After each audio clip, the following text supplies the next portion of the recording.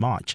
He says their work is aimed at protecting South Africa's image. And we can have a conversation with the leaders of other African countries and say to them, but this is a sovereign matter. We have the right to act in the interests of our citizens. But at the same time, it is in the interests of our citizens that we have a productive, respectful relationship with the leaders of other African nations in our region and on the continent, and of course in the world.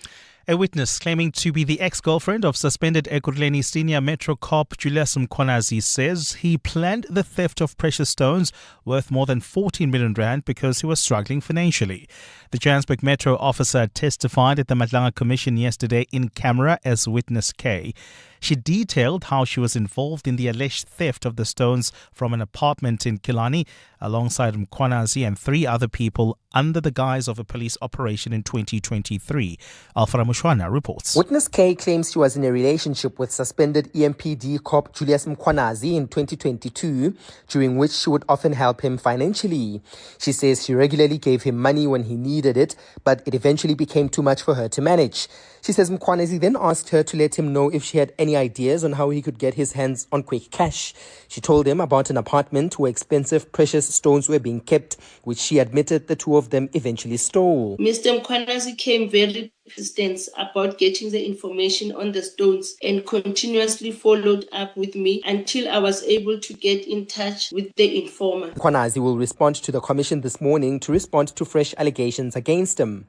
Alpha Ramshwana, Eyewitness News, Pretoria. Joburg residents will now pay a 67% higher water demand management levy from next month. The High Court in Johannesburg yesterday dismissed an urgent application by Afrikaans lobby group AfriForum to halt its implementation. AfriForum argues that the charge is unlawful, unconstitutional, and places an unfair burden on residents. The water demand management levy is a fixed monthly charge imposed on both conventional and prepaid water connections, regardless of how much water is used. It is set to increase from 65 Rand to about 124, including VAT, from the 1st of July. Delivering judgment yesterday, Judge Kasim Musa found that AfriForum failed to demonstrate that the implementation of the levy would cause irreparable harm to residents. AfriForum's Marae Deval says they are disappointed by the outcome. We're not going to be able to be back in court before the end of the year or towards the end of the year. So it seems at least a couple of months is going to pass before we know why this levy is what it is, this increase. And by that time, it might be too late to make another determination. And U.S. Secretary of State Marco Rubio says Washington will not accept Iranian tolls or fees on the Strait of Hormuz. This is part of a dispute over the vital waterway, nuclear inspections and missiles, which have exposed early strains in negotiations to end the Middle East war. The U.S. and Iran have signed a preliminary agreement to halt the conflict and concluded a first round of talks in Switzerland, opening a 60-day negotiation period on sanctions relief, Iran's nuclear program, and the future of Hormuz. Iran has repeatedly insisted it will retain control of the waterway. Tehran and Oman say they will study the administration of the trade route and the costs to be charged for services while insisting on their sovereignty over the strait. But Rubio says the U.S. will oppose such a move. No country is allowed to charge tolls or fees on an international waterway. That's existing international law. That's the way it is in international waterways all over the world, and that's the way we expect it'll be here. So I don't think we have anybody to convince around here in that regard. I think all the countries in this region would agree with us. Gold's trading at $4,133.03 an ounce. The rand is at 16.54 to the dollar, 21.84 to the pound, 18.82 to the euro. Brent crude oil is at $76.74 a barrel. And in the traffic, we've got delays on the N1 South. This is in the Waterfall area approaching the Baklu interchange. That's due to roadworks. And speaking of the Baklu, we still have got delays along the N3. This is also due to roadworks, so please be on the lookout traveling in the area. And in your sport, Ronaldo scores twice as Portugal gets their World Cup campaign back on track, beating Uzbekistan 5-0. Ghana's one game away from the knockouts after holding England goalless. And at the Women's T20 Cricket World Cup, Australia remained unbeaten in Group 1 after thrashing Pakistan by 113 runs. A partly cloudy day in store for Gauteng, Johannesburg, starting at 6 degrees, peaking at 20, Pretoria 8 and 21, Vereeniging 5 and 17 degrees. The top story in EW and the Sawa. Acting Police Minister Firoz Kachalia says the 600 million rand allocated for a special operation to keep the country secure during planned nationwide protest is necessary. EWN, in touch, in tune and independent. For the latest, visit ewn.co.za or download the EWN app. We're calling on Joburg to walk the inner city with us. In 702 Josie My Josie Walk the Talk. Babize bonke. Enter now on primemediaplus.com. This is Breakfast with Bongani Bingwa On 702. Let's walk the talk. 7 minutes after 6 o'clock, it is Wednesday, the 24th of June, the year of our Lord 2025. Welcome to the program. Just listening to Sfiso Zulu's news bulletin there. How busy is the country at the moment? Extraordinary things are happening, and we are watching, of course, all the developments leading up to this date with destiny.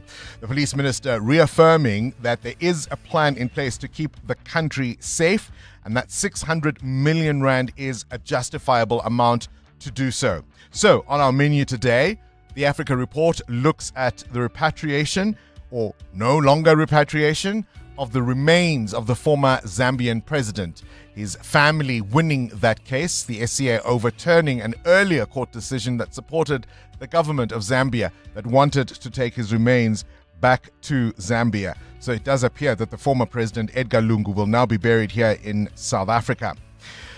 We speak to the Premier of KZN, Tamintuli, about what has been unfolding at Sherwood Park.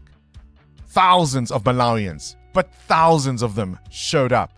There are visuals of men washing under a water delivery truck. There were makeshift kitchens, these large pots. If you think you know a big 3-foot pot, you ain't seen nothing yet. Thousands have left, but in their wake, it looks like a disaster zone. The dirt and the filth and everything they've left behind. These governments offer their nationals repatriation, and then they don't have the means or the resources to do so.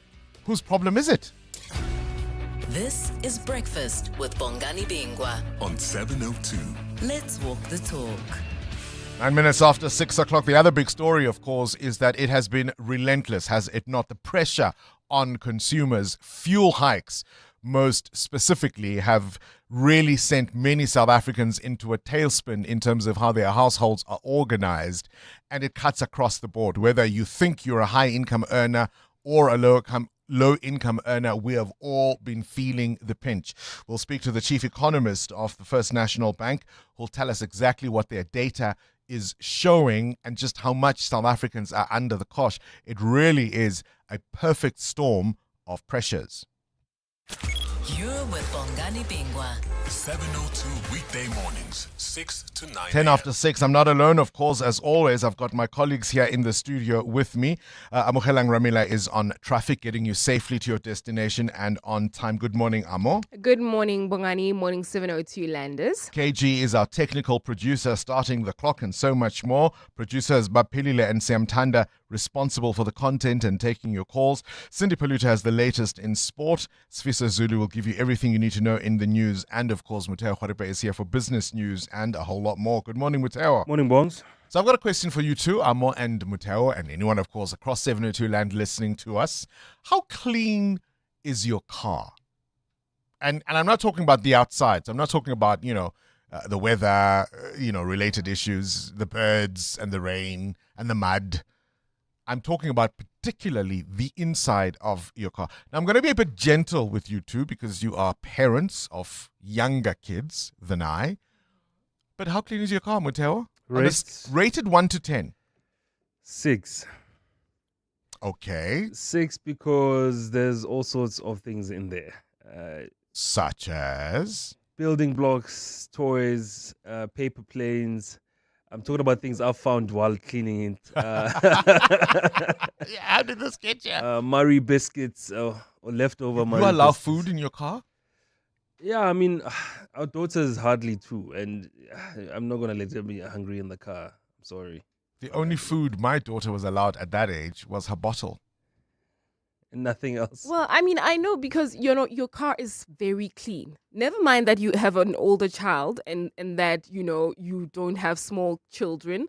But from what I've seen in your car, I can believe your story. Even when they were younger.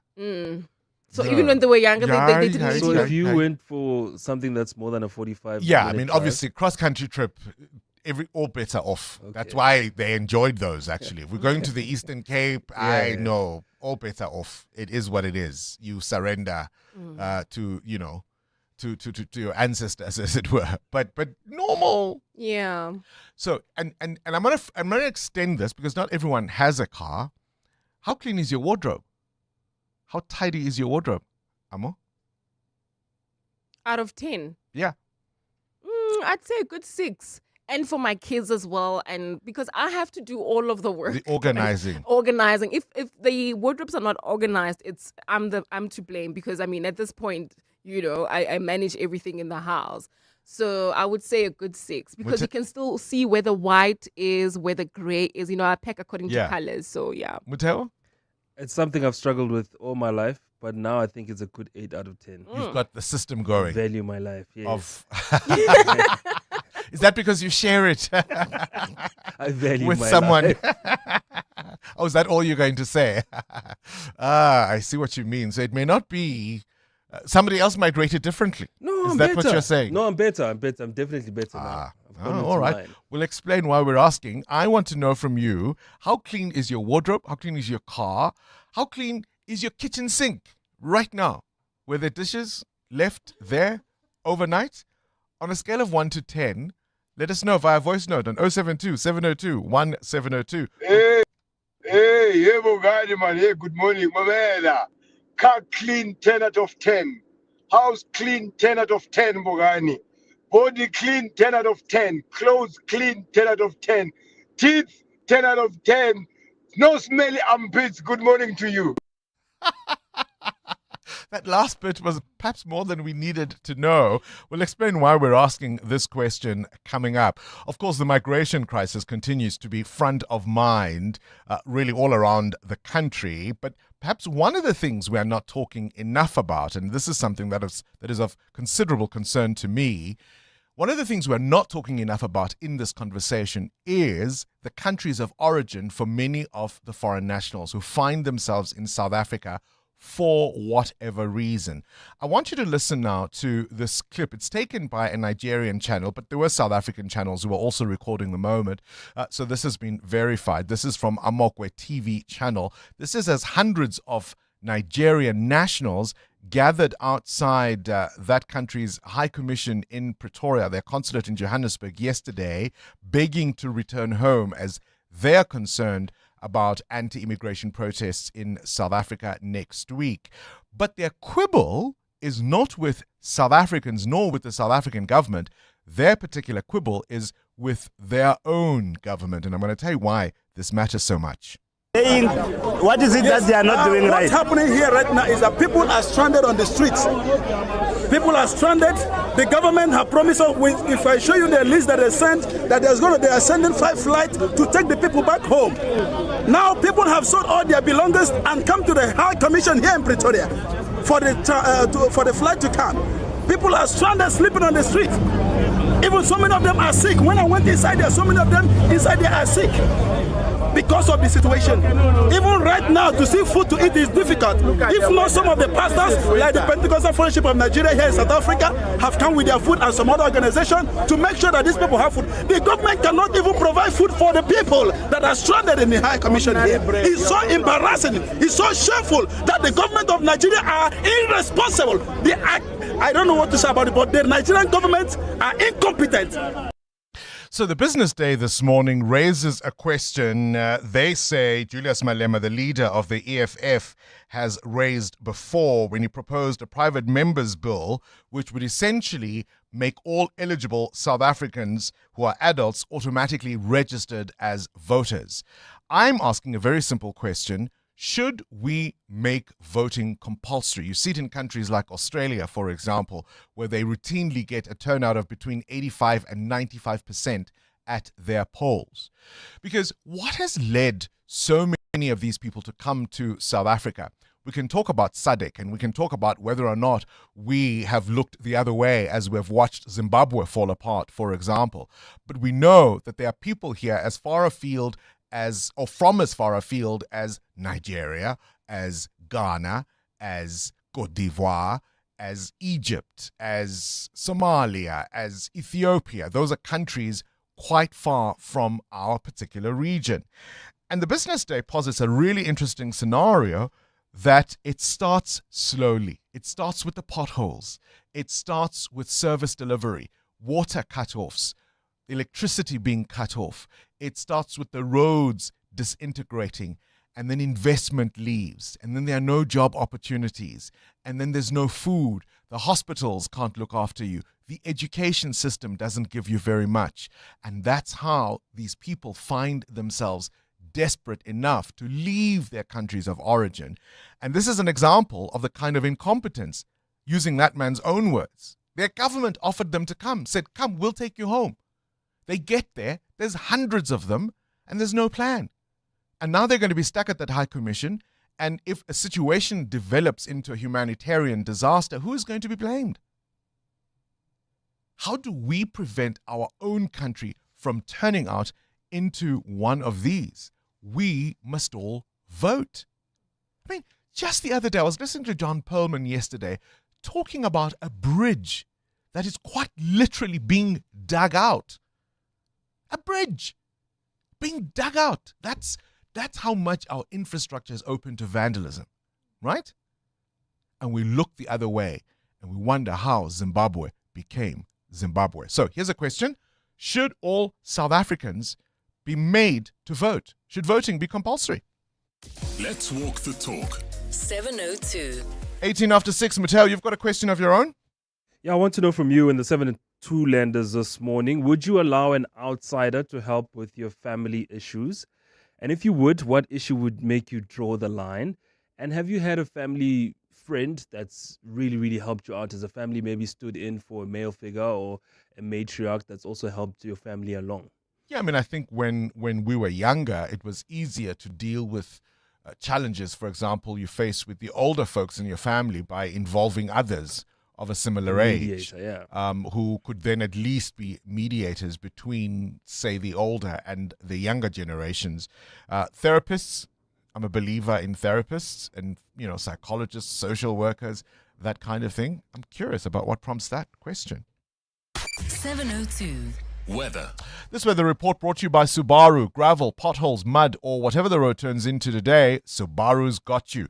A partly cloudy day in store for Gauteng. Temperatures will max at 20 degrees in Johannesburg, 21 in Pretoria, Vereeniging 17, Cape Town, partly cloudy, 16 is your high there, 22 in Mahikeng, 19 in Gqeberha, 21 in East London, Durban 25.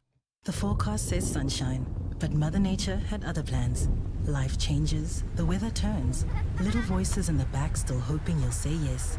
And you do, because beneath you there's a different kind of certainty in every turn and every stretch of road ahead. You don't worry about the weather. Instead, you get to enjoy every moment and every memory. That's not just confidence, it's love. Subaru carries you through life's weather. Fall in love with Subaru's all-weather confidence. Book a test drive on subaru.co.za. EWN Traffic. It's 20 after 6. Let's have a look at the roads. Amo?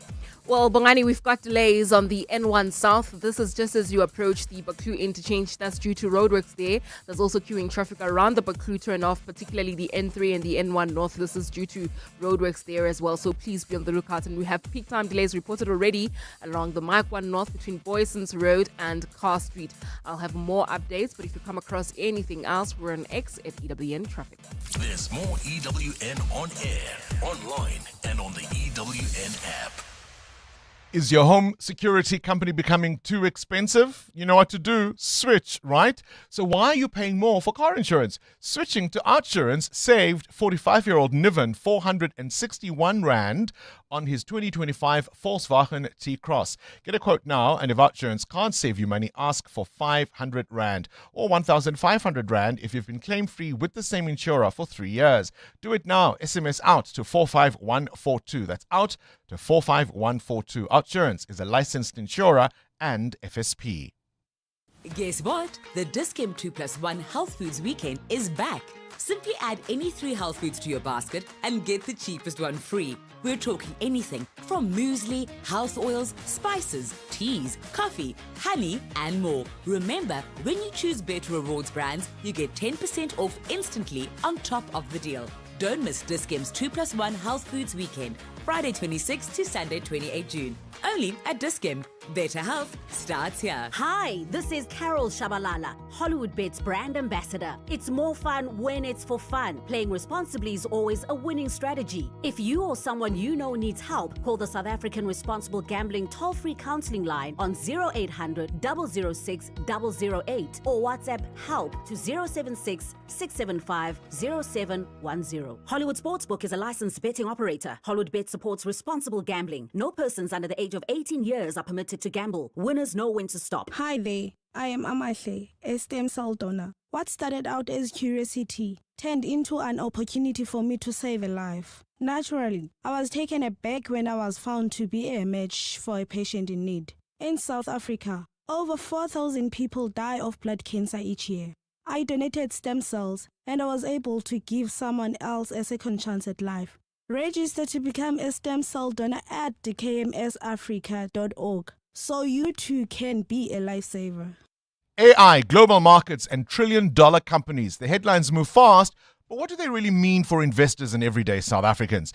Today, catch 702 Drive with John Pullman in conversation with 91. They'll unpack the trends shaping markets, investments, and the future of the global economy.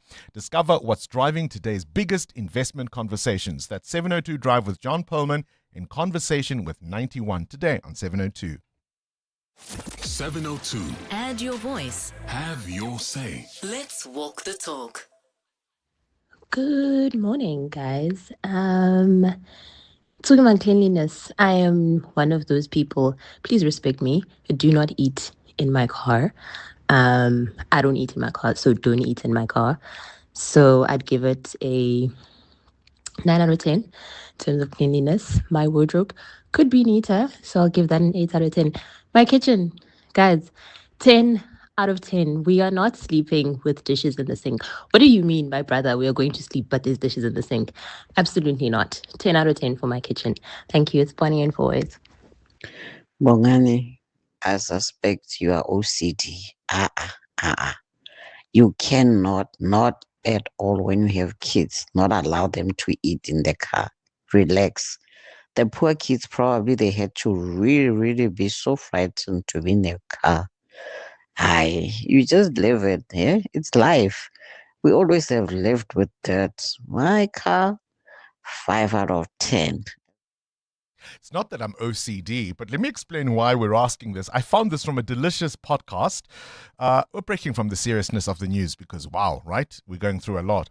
It's called Man of War, this podcast, and it's hosted by one Rafa J. Kondi, who argues that messiness in your life, in the everyday things, can be indicative of much larger issues. Have a listen. Okay, if your vehicle's dirty inside and it's a mess inside, it tells me a tremendous amount about you. I don't even need to go to your house. I already know your closet is a mess. I already know your bed is probably not made, is disheveled. I already know that. Like, it's 99% a fact that if you live or you drive around in a dirty, nasty car and you're throwing inside of there, that is the way your home is. What do you think? Do you agree? If your car is messy, if your wardrobe is messy, if your kitchen is messy, there are other things that are messy. Your thoughts? Start your day with Bongani Bingwa on 702. Let's walk the talk. Things you need to know at this hour. All right, a call has gone out to rally behind one of South African football's most respected figures, the Gauteng MEC for Education, Sports, Arts and Culture and Recreation. Gosh, that's a mouthful. Lebogang Maile has made an urgent public appeal for support to help the former South African national football team coach Ephraim Shakes Mashaba receive medical care. Maile received Mashaba at his home on Monday to offer words of encouragement to wish him a speedy recovery. The 75-year-old football veteran is currently battling both prostate cancer and tuberculosis. You remember, of course, he coached Bafana Bafana during two separate spells, 2002 to 2004, and then from 2014 to 2016.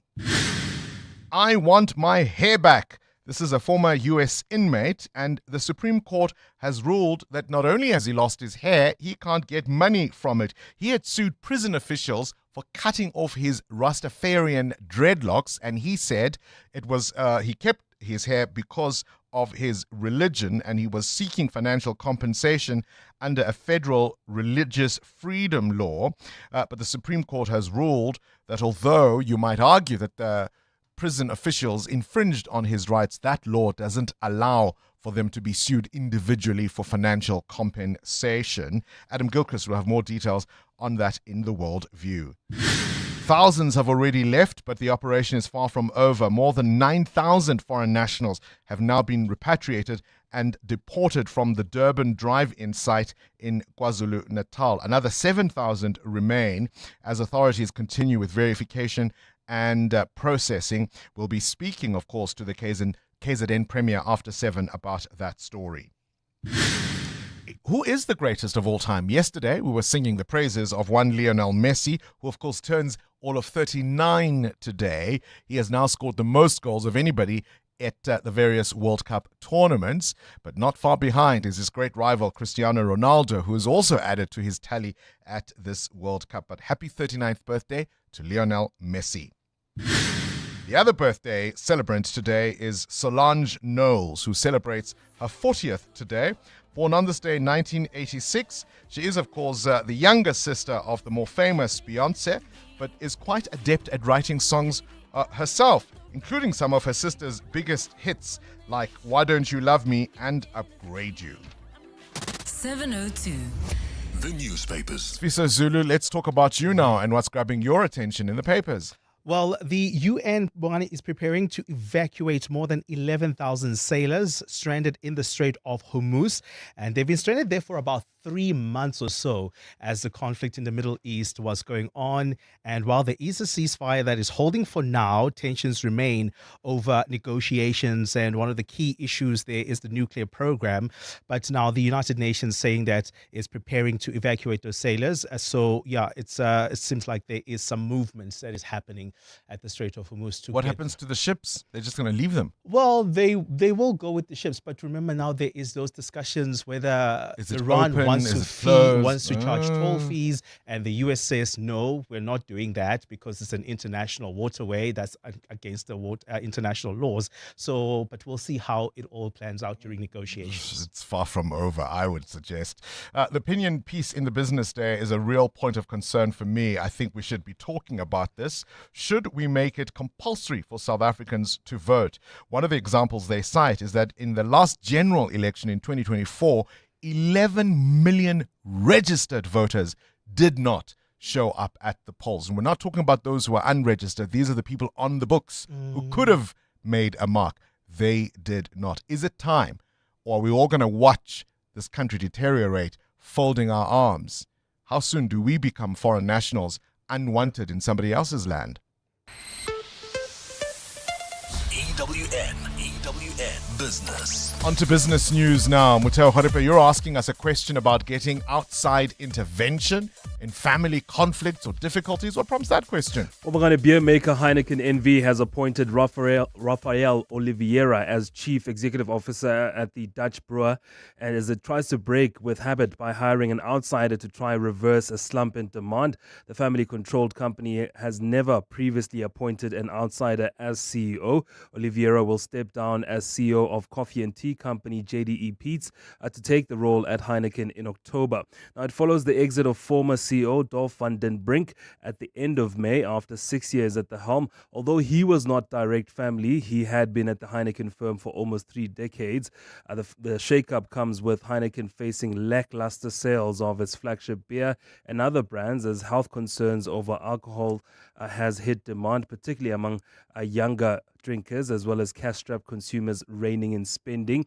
Heineken is in the middle of a cost-cutting drive, which includes shedding about 7% of its global workforce. That's about 6,000 people that will be losing their jobs. In April, the firm also reported beer volumes fell in the first quarter as demand declined in crucial markets like Europe and the Americas. They're doing well in emerging markets like South Africa, but definitely needing an outsider to come in and change the fortunes of the company. From coffee to beer, we'll see how well he does. Where's the rand? 16 Rand 59 against the US dollar, down 0.5%. 18 Rand 84 against the euro. 21 Rand 87 against the British pound. Price of gold down 1% at $4,056, while platinum is at $1,629 an ounce. Brent crude at $76 a barrel. More business after 7. Straight to the news desk we go. Swiss Zulu, what you got? Thanks, Bongani. Good morning. The family of slain Mfuleni municipal employee Martha Mani Rantsofu says her mother and daughter are struggling to cope with her death. Rantsofu was shot in March, and since then, her daughter, who is in matric, has been finding it difficult to keep up with her schoolwork. The family was in the Vanderbijl Park Magistrates Court yesterday, where Janitha van Reenen was appearing. Now, van Reenen is the woman suspected of being part of a fraud scheme Rantsofu had been investigating before her passing.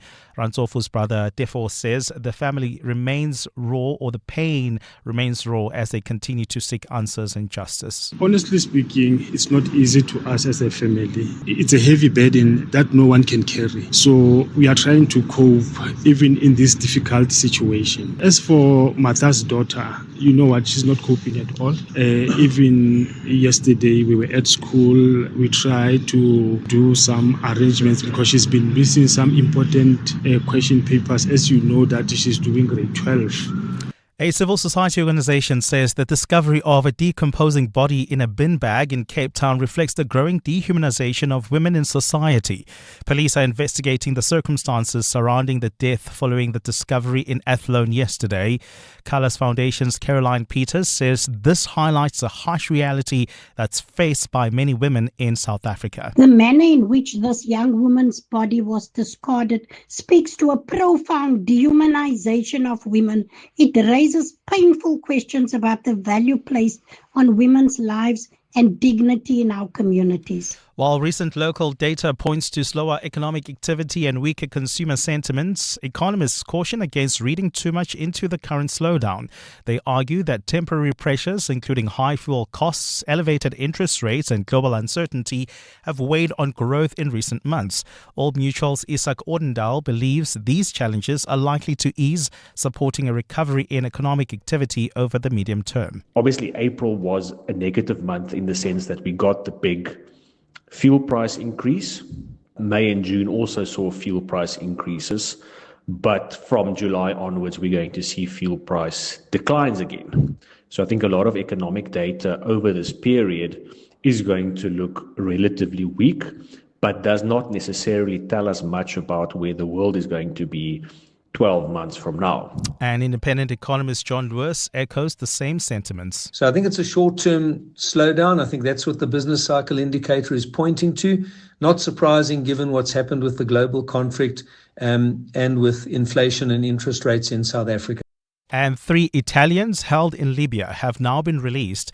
They were detained after joining a humanitarian mission to Gaza.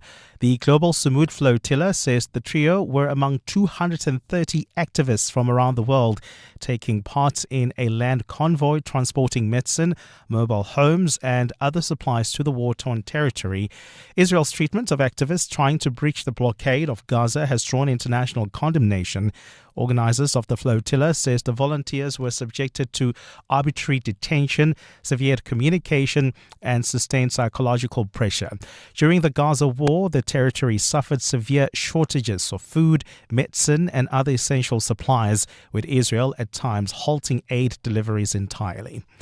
A partly cloudy day in store for Gauteng. The temperatures are at lows of 6 and 8 degrees, peaking at highs between 20 and 21. And in the traffic, we've got delays in Boksburg along the N17 West. This is right after the R21 and it's causing heavy traffic volumes. There's also queuing traffic in Florida along the N1 North approaching Albertina Sisulu Road. The top story this hour, the family of slain Mfuleni municipal employee Martha Mani Ransofu says her mother and daughter are struggling to cope with her death. Outsurance business insurance, the cost was far less. I even have better benefits. Outsurance business insurance clients know that it pays to switch. And did you know you get 24/7 access to panic assistance, roadside assistance, and even office assistance for guest houses, catering companies, and all other businesses. Get a quote today and see why it pays to switch to Outsurance business insurance. Visit outsurance.co.za or call 08600 60,000 today. Licensed insurer and FSP. TCs and information online. Limits apply. It's the same trusted We Buy Cars since 2001. So whether you're buying or selling, We Buy Cars makes the process simple and seamless. Simply visit webuycars.co.za to complete the Sell My Car form for an offer. Or browse through thousands of vehicles of all shapes and sizes. Ready to buy? Sell or trade in? Visit webuycars.co.za or one of their branches nationwide. This winter is a cold one, Mzansi. Keep the heat in and the cold out with Cash Build. Save on electricity and keep your home warm with our top quality ceiling insulation. Plus, upgrade to our energy efficient geysers and geyser blankets to keep your water hot for longer. Don't turn into an ice block this winter. Visit your nearest Cash Build store for quality insulation and energy efficient geysers. Cash Build. Coming up in the next hour, what's the question? And it's brought to you by Outsurance. Up to 3,000 Rand in cash is up for grabs. What you do is send us an answer based on something you heard on the show that piqued your interest. And for that, you could win 1,000 Rand. You simply WhatsApp us your name and the answer to 072 702 1702. And of course, someone else will ask a question to get to your answer and they will win 2,000 Rand. SMS out to 45142 now and you could save on your car insurance. Elevate your flying experience with Lyft Premium. Enjoy even more space, comfort, and convenience with priority boarding, extra baggage allowance, and complimentary lounge access. Visit lyft.co.za today.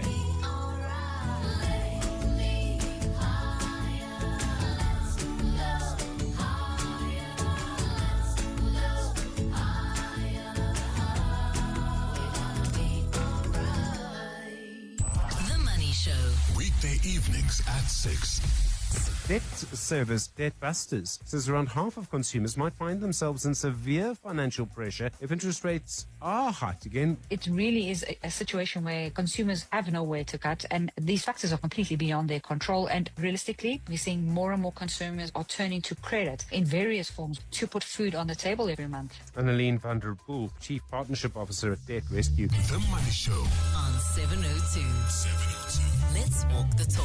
The Money Show with Stephen Grootes is brought to you by Absa Rewards. Get double cash back depending on your rewards tier when an African team scores and wins at the FIFA World Cup 2026, courtesy of Visa. Use your Absa Visa card at rewards partners on match days to score. Join Absa Rewards on the banking app. Your story matters. Absa is an authorized FSP and a registered credit provider. T's and C's apply.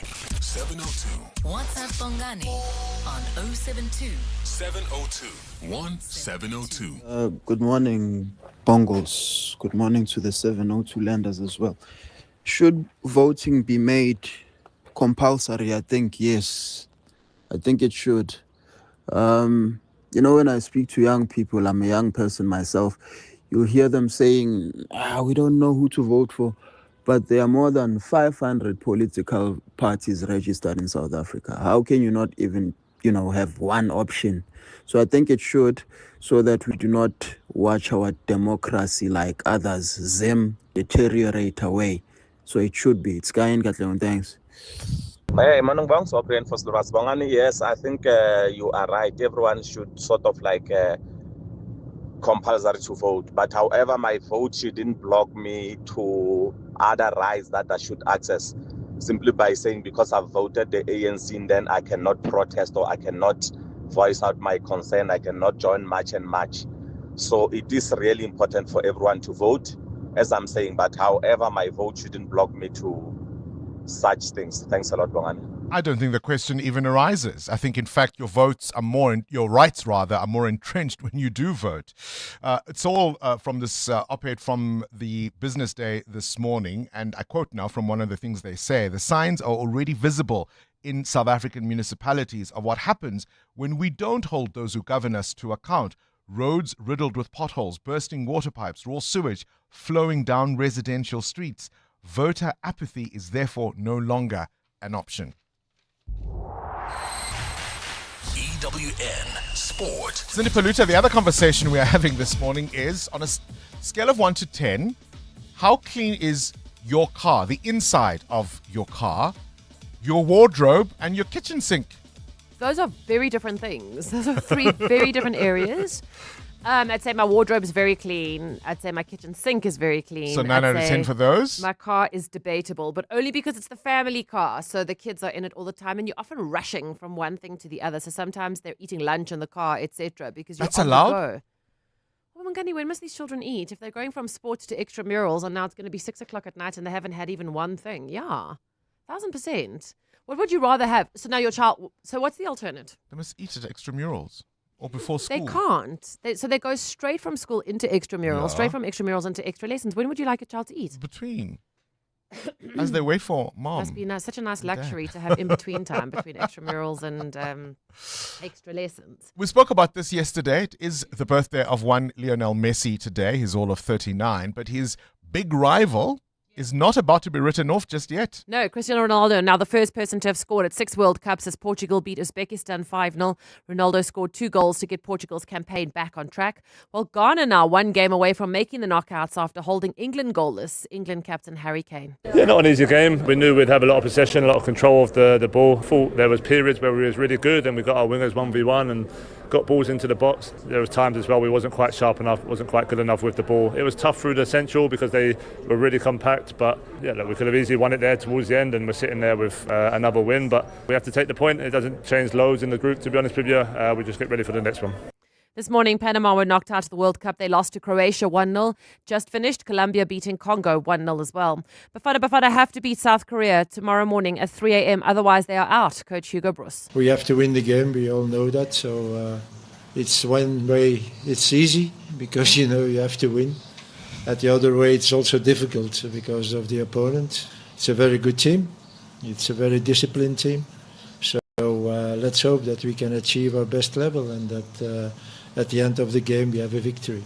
France head coach Didier Deschamps will miss his side's final group game following the death of his mother. France have already qualified for the knockouts after beating Senegal and Iraq face Norway on Friday. At the Women's T20 Cricket World Cup, Australia remaining unbeaten after thrashing Pakistan by 113 runs. Defending champions New Zealand got a first win. They beat Scotland by 6 wickets. Sri Lanka beat Ireland by 9 wickets. The Proteas women play the Netherlands tomorrow. Cindy Paluta, Eyewitness News Sport. John, where are you rushing to? Sure, I'm off to SARS. I need to check if I must file. Wait! SARS sends auto-assessment notices from 1 to 12 July. Done. Just like that? Yes. If you get a notice of assessment, check it. If it's correct, you're done. If it's incorrect or you did not receive one, file from 13 July on e-filing or the SARS Mobi app. I could already be done. This filing season, experience the power of done. Expect your auto-assessment notice from 1 to 12 July or file from 13 July via e-filing or the SARS Mobi app. Go to sars.gov.za. SARS, at your service. Joburg, it's time to show up for our city. Sunday, 26 July, thousands of Joburgers for the Joburg 702 Josie My Josie Walk the Talk, proudly partnered by Standard Bank. Walk through the heart of Johannesburg, celebrate its rich history, experience the exciting growth taking place in the CBD. Now, as a committed partner invested in the future of our city, Standard Bank invites you to be a part of a movement to help build a stronger, safer, and more vibrant Josie for generations to come. Register today and take part in the walk that brings Johannesburg together. The 702 Josie My Josie Walk the Talk, proudly partnered by Standard Bank. That's Liesel, before she got naked. Liesel checked her insurance premium and got angrier than the time a teenager called her Tani. So Liesel got naked and got comprehensive car insurance and a way lower premium in seconds, all on the Naked app. There we go, Liesel. Get a car and home insurance quote now at naked.insure and see how much you can save when you get naked. Naked Financial Technology is an authorized FSP. Get naked. Joburg is more than just a city. It's an energy, a pulse, and a feeling connecting everybody. The heart of Mzansi. It's Joburg, you know? In celebration of this, 702 has partnered with Josie My Josie, and we're calling on you to walk through the city center with us. Walk the talk. In the 702 Josie My Josie Walk the Talk. Babise bonke. On Sunday, 26 July, we're going to the iconic Joburg CBD, the home of dream creators and operators, where we dominate and history make. So join us and be a part of something special. I'm ready to rock this book. Because when Joburg walks together, extraordinary things happen. Enter now on primemediaplus.com and get ready for 702 Josie My Josie Walk the Talk this July, hosted by the city of Johannesburg. Walk with the people, for the people, for our Josie. Babise bonke. Enter Walk the Talk now on primemediaplus.com. The Brainy Kids of the Whiz Quiz. On 702. Hello, my name is Jake. I'm 11 years old. I go to Yeshiva College and I want to be a software engineer and a pilot in my spare time. The pain of losing a loved one is never easy. It will leave you feeling overwhelmed. At Clientele, we understand that burying loved ones with dignity truly matters. Our funeral plans pay out cash within just 24 hours and you receive 200 Rand airtime when you claim to make those important calls. Plus, we cover up to 13 people on one plan. SMS funeral to 31586. That's 31586. Clientele Life is an authorized FSP and licensed life insurer. T's and C's online. Standard rates apply. Mzansi, get ready for your lucky lotto jackpot draws. Tonight, you have a chance to win over 7.5 million Rand in an estimated total lotto jackpot. That's life-changing money that could be yours instantly. The live draw is on tonight at 9 p.m. on ETV and SABC. You could become South Africa's next multi-millionaire. The National Lottery. More players, more chances, more millions. Players must be 18 years or older. Play responsibly. The National Lottery is officially operated by Sizekai. Evolution doesn't wait. Introducing the Chang'an Uni S. Unexpected, unmistakable, uncompromising. Engineered to a higher standard, unlike anything in its class. Unsurprising, really, from China's oldest automaker. Trusted by 30 million drivers worldwide. And at 4,999 per month, it's an unbeatable offer too. Chang'an Finance, T's and C's apply. Visit chang'anmotors.co.za for more. The Chang'an Uni S. Chang'an, driven to evolve. It's your last chance to enter Nedbank Business Ignite on 702. Entries are closing soon. This year, of course, we're celebrating entrepreneurs turning personal challenges into businesses that make a real difference. Go to igniteyourbusiness.co.za or primemediaplus.com to enter 200,000 Rand and the recognition your business deserves. Nedbank, see money differently. An authorized FSP and registered credit provider. 702. Coming up at 7:15, the big interview. EWN Traffic. This EWN Traffic brought to you by Outsurance. SMS out to 45142 now to save on your car insurance. If you don't, you can ask them for 500 Rand. What's going on the N17 West, Amo? Bongani, we've got two major incidents. An accident reported right after the R21, and it's causing heavy traffic volumes as well as roadworks just as you approach Osborne Road. So please be patient if you're traveling along this route. If you want to avoid this backlog, you can still use the N12 West into the Bedford View Kilulis interchange. And then traveling on the Mark 1 South, we've got delays between the Baklu interchange and Marlborough Drive. That's due to an accident. I'll have more updates coming up. Stay tuned. There's more EWN on air, online, and on the EWN app. Things people stress about in traffic. Number 47. Did I turn the iron off? Oh, the inner turmoil. Well, with the Outsurance pointsmen on your route, at least the traffic is one less thing to stress about. The Outsurance pointsmen have been easing traffic congestion so we all get to where we need to be quickly and safely for the past 20 years. With Outsurance, you really always get something out. In partnership with 702, Outsurance is a licensed insurer and FSP. Breaking news. Motorists are bracing themselves for even more fuel price hikes in June. Or prepare differently. BYD hybrid vehicles use up to 70% less fuel than normal cars. And BYD fully electric vehicles, no fuel at all. Test drive the brand new BYD Atto 2 DMI plug-in hybrid this June and kiss rising fuel prices goodbye forever. Visit byd.coza or your nearest dealership. BYD, build your dreams. Hey guys, this is Robert Marawa, Hollywood Bet's brand ambassador. Playing responsibly is part of the winning strategy. Make smart choices and continue to score. If you or someone that you know needs help, call the South African Responsible Gambling Toll-Free Counseling Line on 0800 006 008 or WhatsApp help to 076 675 0710. Hollywood Sportsbook is a licensed betting operator. Hollywood Bet supports responsible gambling. No persons under the age of 18 years are permitted to gamble. Winners know when to stop. That's Kefense before she got naked. Kefense's premium went up twice last year, and she was more confused than when her ex said, "I need to find myself," and then found somebody else. So Kefense got naked. She got comprehensive car insurance and a way lower premium in seconds on the Naked app. Good for you, Kefense. Get a car and home insurance quote now at naked.insure and see how much you can save when you get naked. Naked Financial Technology is an authorized FSP. Get naked. Who is the whizziest of them all? It's the Whiz Quiz on 7. Let's give away some cash, shall we? Today we're playing with Jake, who is 11 years old, wants to either be a pilot or a software engineer. Jake, you can't quite make up your mind just yet, hey? Yeah. You love planes though, hey? Yeah. All right, let's see how high you can fly in the Whiz Quiz. KG, start the clock. True or false? Venus is the hottest planet in our solar system. True. Correct. Complete the saying, it's been raining cats and what? Dogs. Correct. Which word means overseas? Biased or abroad? Abroad. Correct. Which country is famous for its Great Wall? China. Correct. What is half of 50? 15. 25. Correct. What is a group of fish called? A school or a bus? School. Correct. What is the name of our national rugby team? Springboks. Correct. At what age can you get a South African identity card? 18. At 16 years. True or false? Woody is the name of the cowboy toy in Toy Story. True. Correct. Spell the word library. Libray. That is correct.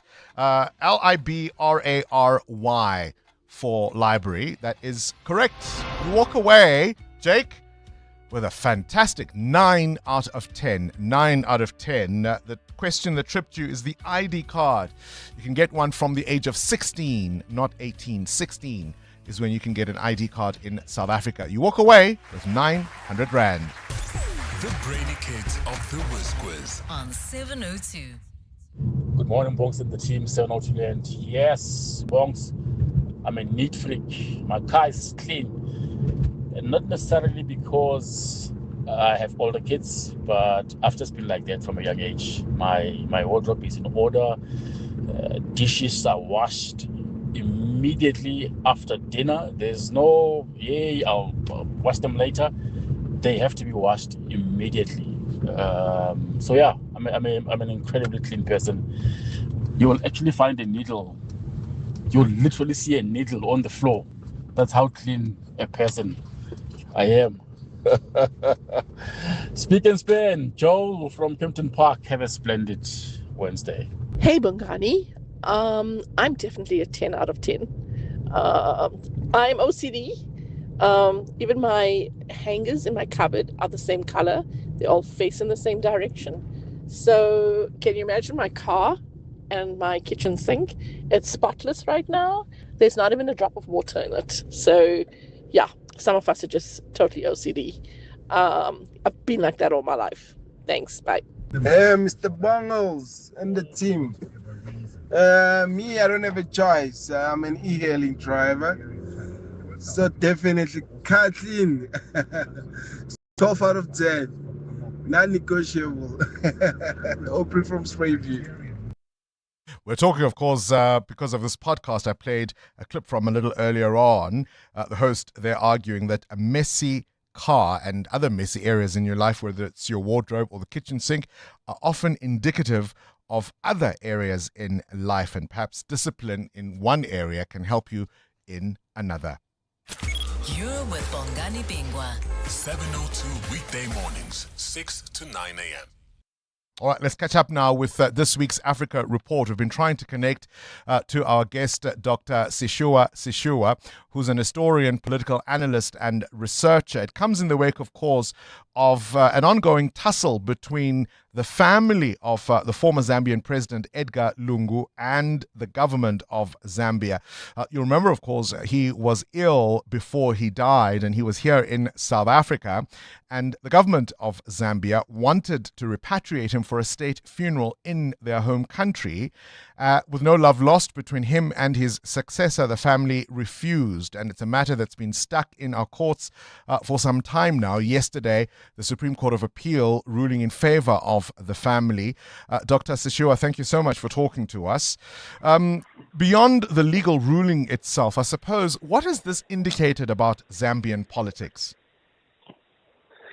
Well, I think it indicates a number of things. The first is that differences between politicians, can extend to the afterlife.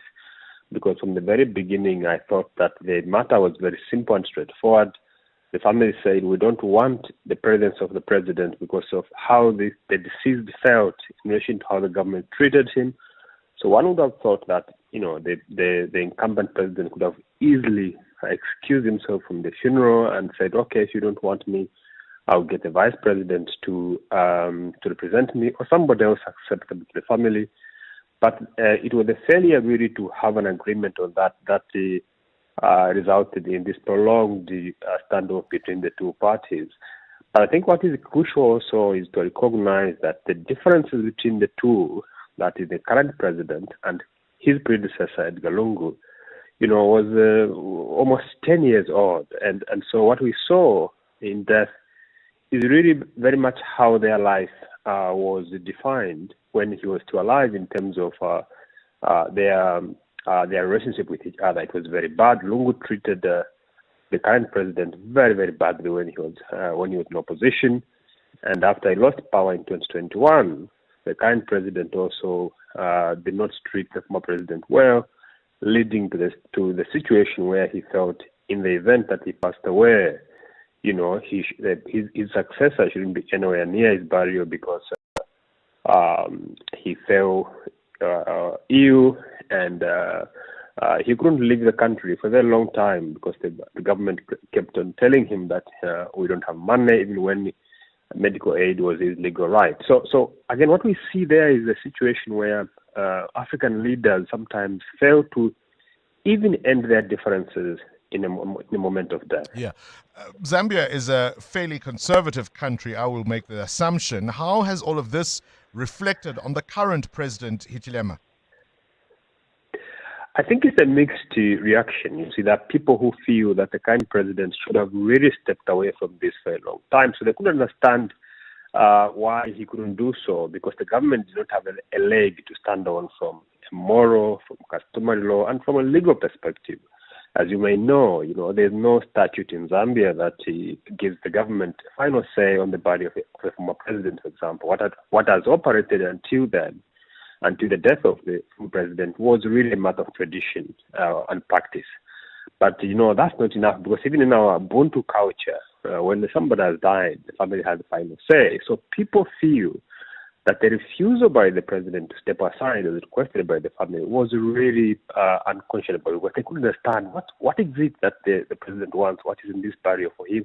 Of course, the government thought otherwise, and some of their supporters actually feel, look, the government has a right to step in as they did, because all they wanted was to give the former president a dignified burial, as they called it, and that meant, full military honors, and making sure that the president is buried in Zambia, and that Zambians are given a chance to to pay their final respects to a man who was their president for about 7 years. So in Zambia, the situation is mixed. There are people who feel that the current president really misconducted himself here, and there are others, particularly supporters, who feel that the government had the right to do what they did. All right, Dr. Seshua, historian, political analyst, and researcher who specializes in governance, democracy, and political transitions in Africa. One wonders if they could show the same kind of dedication and insistence to deliver for ordinary citizens, not just former presidents. 702. Coming up, the big interview. The big interview focuses on consumers under pressure because of unprecedented fuel hikes and what happens next in Durban as thousands of Malawians are repatriated to their home country. This is EWN. KZN's prison boss has been arrested, and Firoz Kachalia says police are ready to protect South Africa's reputation. Good morning, I'm Sfiso Zulu. Police have confirmed that suspended KwaZulu-Natal Correctional Services Commissioner Mnikelwa Ngcele has been arrested on charges of fraud and money laundering. Ngcele was placed on precautionary suspension in May last year over corruption allegations. He insists that he was targeted for exposing alleged wrongdoing within the Department of Correctional Services. The NPA's anti-corruption unit made the arrest yesterday. Mongezi Koko reports. Mnikelwa Ngcele has previously claimed he was being punished for blowing the whistle on allegedly inflated prison food supply contracts, which he said involved National Commissioner Makoti Tobakale. The Department of Correctional Services has rejected those claims, saying the suspended commissioner was attempting to deflect attention from his own disciplinary woes. The fraud and money laundering charges are understood to relate to alleged offences dating back to 2004. The Special Investigating Unit has been probing procurement irregularities within the department and growing scrutiny over the cost of prison food contracts. Ngcele is expected to appear in court today. Mongezi Koko, Eyewitness News. Suspended Ekurhuleni Metro Police Chief Julius Mkhwanazi returns to the Madlanga Commission a day after the testimony of a witness who claims to be his ex-girlfriend. Witness K accused Mkhwanazi of being involved in the theft of precious stones valued at more than 14 million rand. The disgraced cop was thrown further into the deep end this week through evidence presented by tainted businessman Mike van Wyk, who alleged that Mkhwanazi used a fraudulent memorandum of understanding to secure police blue lights for his bakkie. Alfara Mushwana has more. Julius Mkhwanazi has emerged as one of the most tainted figures at the Madlanga Commission, with multiple witnesses linking him to a range of criminal activities. From the theft of precious stones to facilitating blue lights for his friends, the suspended EMPD chief will have to respond to a new wave of allegations against him today. This week, the commission heard evidence that Mkhwanazi received money from alleged crime boss Vusumuzi, Kat Matlala, and tainted businessman Mike van Wyk. In a video Van Wyk sent to Mkhwanazi on WhatsApp, he's seen using a stack of cash as a fan. Hey Julius, I hope you have a warm day like we have here. You know, it's warm. This fan of mine's not working so lucky. I'm going to spend this fucking money now.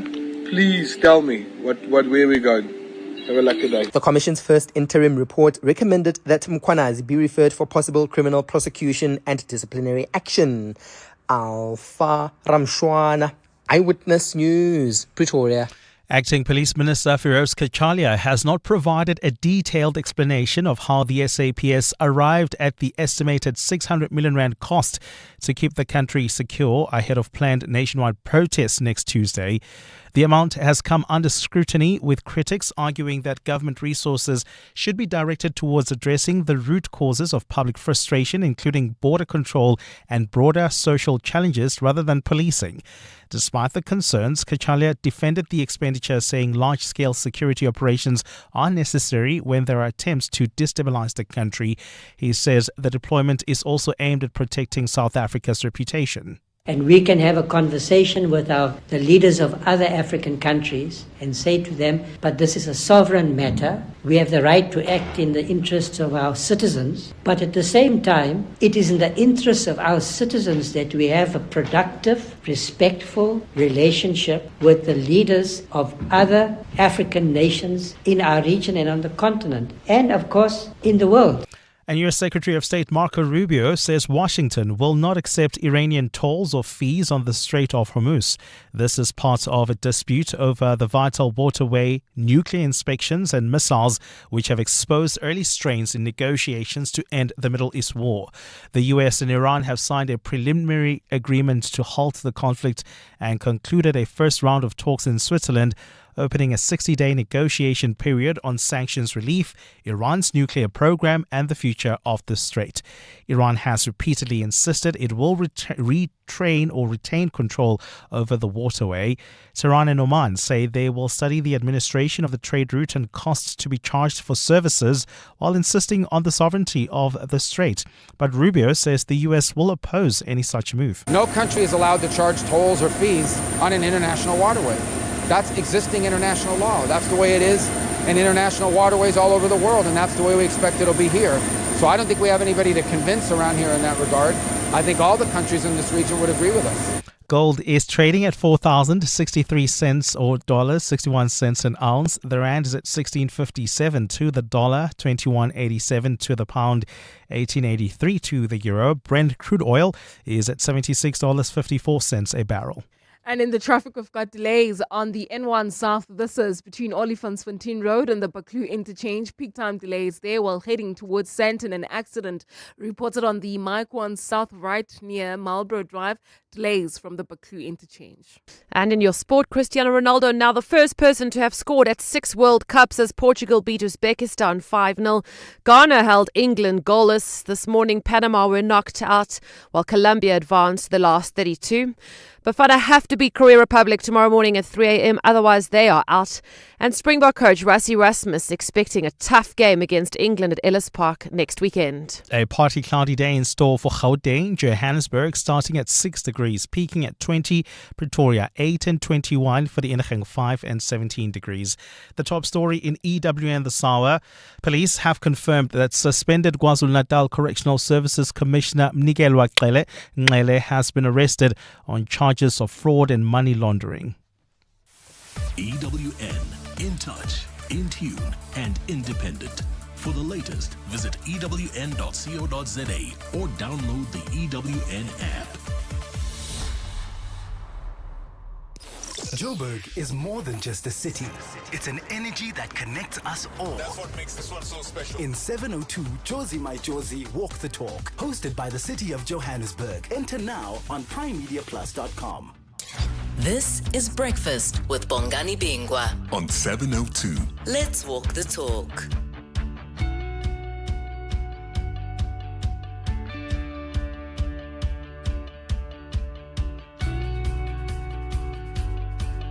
What is it with corruption and our police?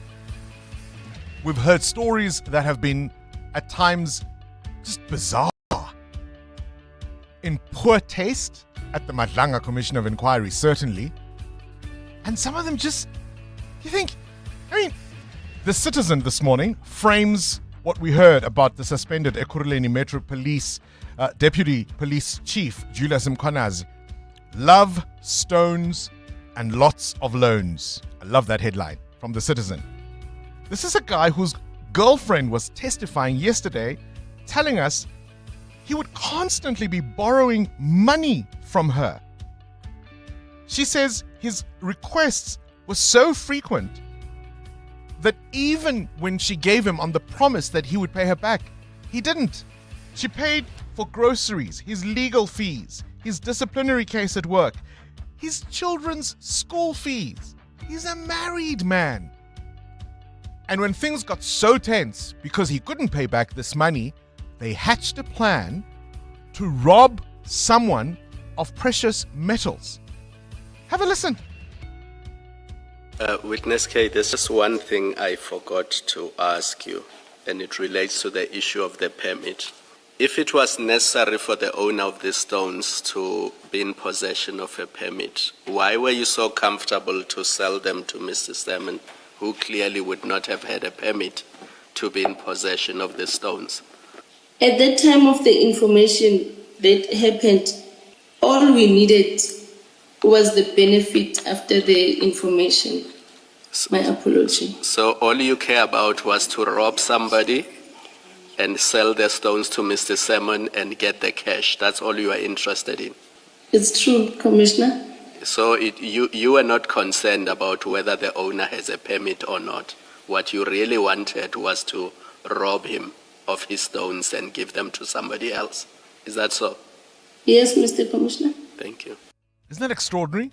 These stones were worth almost 15 million rand. They took them from this man because he admitted he didn't have a permit. That was their pretext, you see. They sold them for 110,000 rand. Desperation. This is Breakfast with Bongani Bingwa on 702. Let's walk the talk. 10 after 7, things you need to know at this hour. A public appeal being made by MEC in Gauteng, Lebogang Maile, to support former Bafana Bafana coach Ephraim Shakes Mashaba as he battles prostate cancer and tuberculosis. One wonders if the state can't help here instead of appealing to the public. The U.S. Supreme Court ruling against a former inmate whose dreadlocks were cut by prison officials. He argued they were infringing on his religious rights. The Supreme Court says even if they did, he doesn't get financial compensation. Lionel Messi turns 39 today. Lionel Messi, wow. And, of course, the Knowles family celebrating the birthday of Solange today. Younger sister to Beyonce, she's all of 40 today. 702. Weather. Now, this EWN weather is brought to you by Samsung Air Conditioners. Stay warm your way. A cloudy day in store for Gauteng today. Temperatures will max at 20 degrees in Johannesburg, Pretoria 21, 17 for Vereeniging Cape Town, 16 is your high, Gqeberha 19, Durban 25. Is it warm or is it cold? When the weather's unpredictable, we have a solution you can count on. Samsung air conditioners bring you efficient heating, ensuring family-friendly comfort indoors.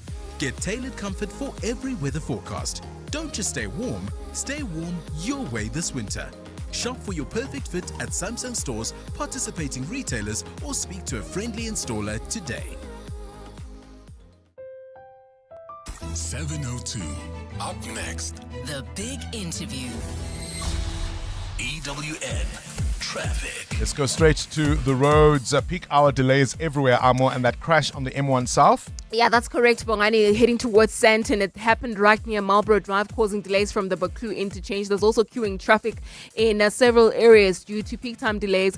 Beyers Nodia Drive towards the N1, Malibongwe Drive towards the N1, along with Winnie Mandela Drive coming out of the Fourways area. Then, if you are traveling on the N1 South out of Midrand, do anticipate a bit of a stop and go between Olifants-Fontaine Road and the Baku interchange due to peak time delays. I'll have more coming up. There's more EWN on air, online, and on the EWN app. If you've got a small dog, you'll know they live big lives. I've got a Yorkie and a Pekingese. But did you know that smaller dogs have unique needs that can benefit from eating a food specially tailored to those needs? That's why Hills Pet Nutrition has developed expert science-backed nutrition to help small dogs live their best tiny lives. So whether for overall well-being or to address a specific health issue, there's a Hills food for your dog. Hills is available at your vet, pet specialty store, or online. Hills Pet Nutrition. Science does more. Let's hear from Dr. Amand, owner of Monument Dental, why it pays to switch to Outsurance Business Insurance. It was one call and I was covered immediately. We are very happy with the premium we're paying. I wish I did it sooner. For dentistries, general medical practices, and all other businesses, get a quote today and see why it pays to switch to Outsurance Business Insurance. Visit outsurance.co.za or call 08600 60,000 today. Licensed insurer and FSP. TCs and information online. This winter is a cold one, Mzansi. Keep the heat in and the cold out with CashBuild. Save on electricity and keep your home warm with our top quality ceiling insulation. Plus, upgrade to our energy efficient geysers and geyser blankets to keep your water hot for longer. Don't turn into an ice block this winter. Visit your nearest CashBuild store for quality insulation and energy efficient geysers. CashBuild. AI, global markets, and trillion-dollar companies. The headlines move fast, but what do they really mean for investors and everyday South Africans? Today, 702 Drive with John Pullman will be in conversation with 91, unpacking trends shaping markets, investments, and the future of the global economy. That's 702 Drive with John Pullman in conversation with 91 today. 702. The Big Interview with Bongani Bingwa. It's 7:15. There have been growing concerns over thousands of Malawian nationals stranded as attempts to repatriate them to their country remained faced with some challenges. Thousands of men and women have been stuck at that center in Durban. Some, of course, have left the country, but there are yet more who remain. We're joined now by the Premier of KwaZulu-Natal, Tami Ntuli, just to explain to us that particular situation and what comes next. Premier, very good morning to you, and thank you for your time. Good morning, Bongani, and good morning to your listeners at home, and thank you for having me. This situation must surely have concerned you, as I understand it, and you can correct my information if I'm wrong. These were folks that received an offer from the Malawian government to help them get home. It seems the numbers were completely underestimated. Thousands of people showed up, and then it became your problem, essentially. Well, I'm not quite sure about the first part of being promised by their government to take them back home. But what I can confirm is that we saw them just identifying sites without being offered those sites. Then we were to take charge of then what happened after that, because they are in our province working with Home Affairs, law enforcers, and also municipalities, because they're in various sites. There are those who are in Durban, and there are those who are also in Pietermaritzburg. But the Malawian government is there. The High Commissioner and her team are there on the ground to assist. The only unfortunate part is that the Malawian government is not providing enough transport for them. As a result, different approaches had to be used.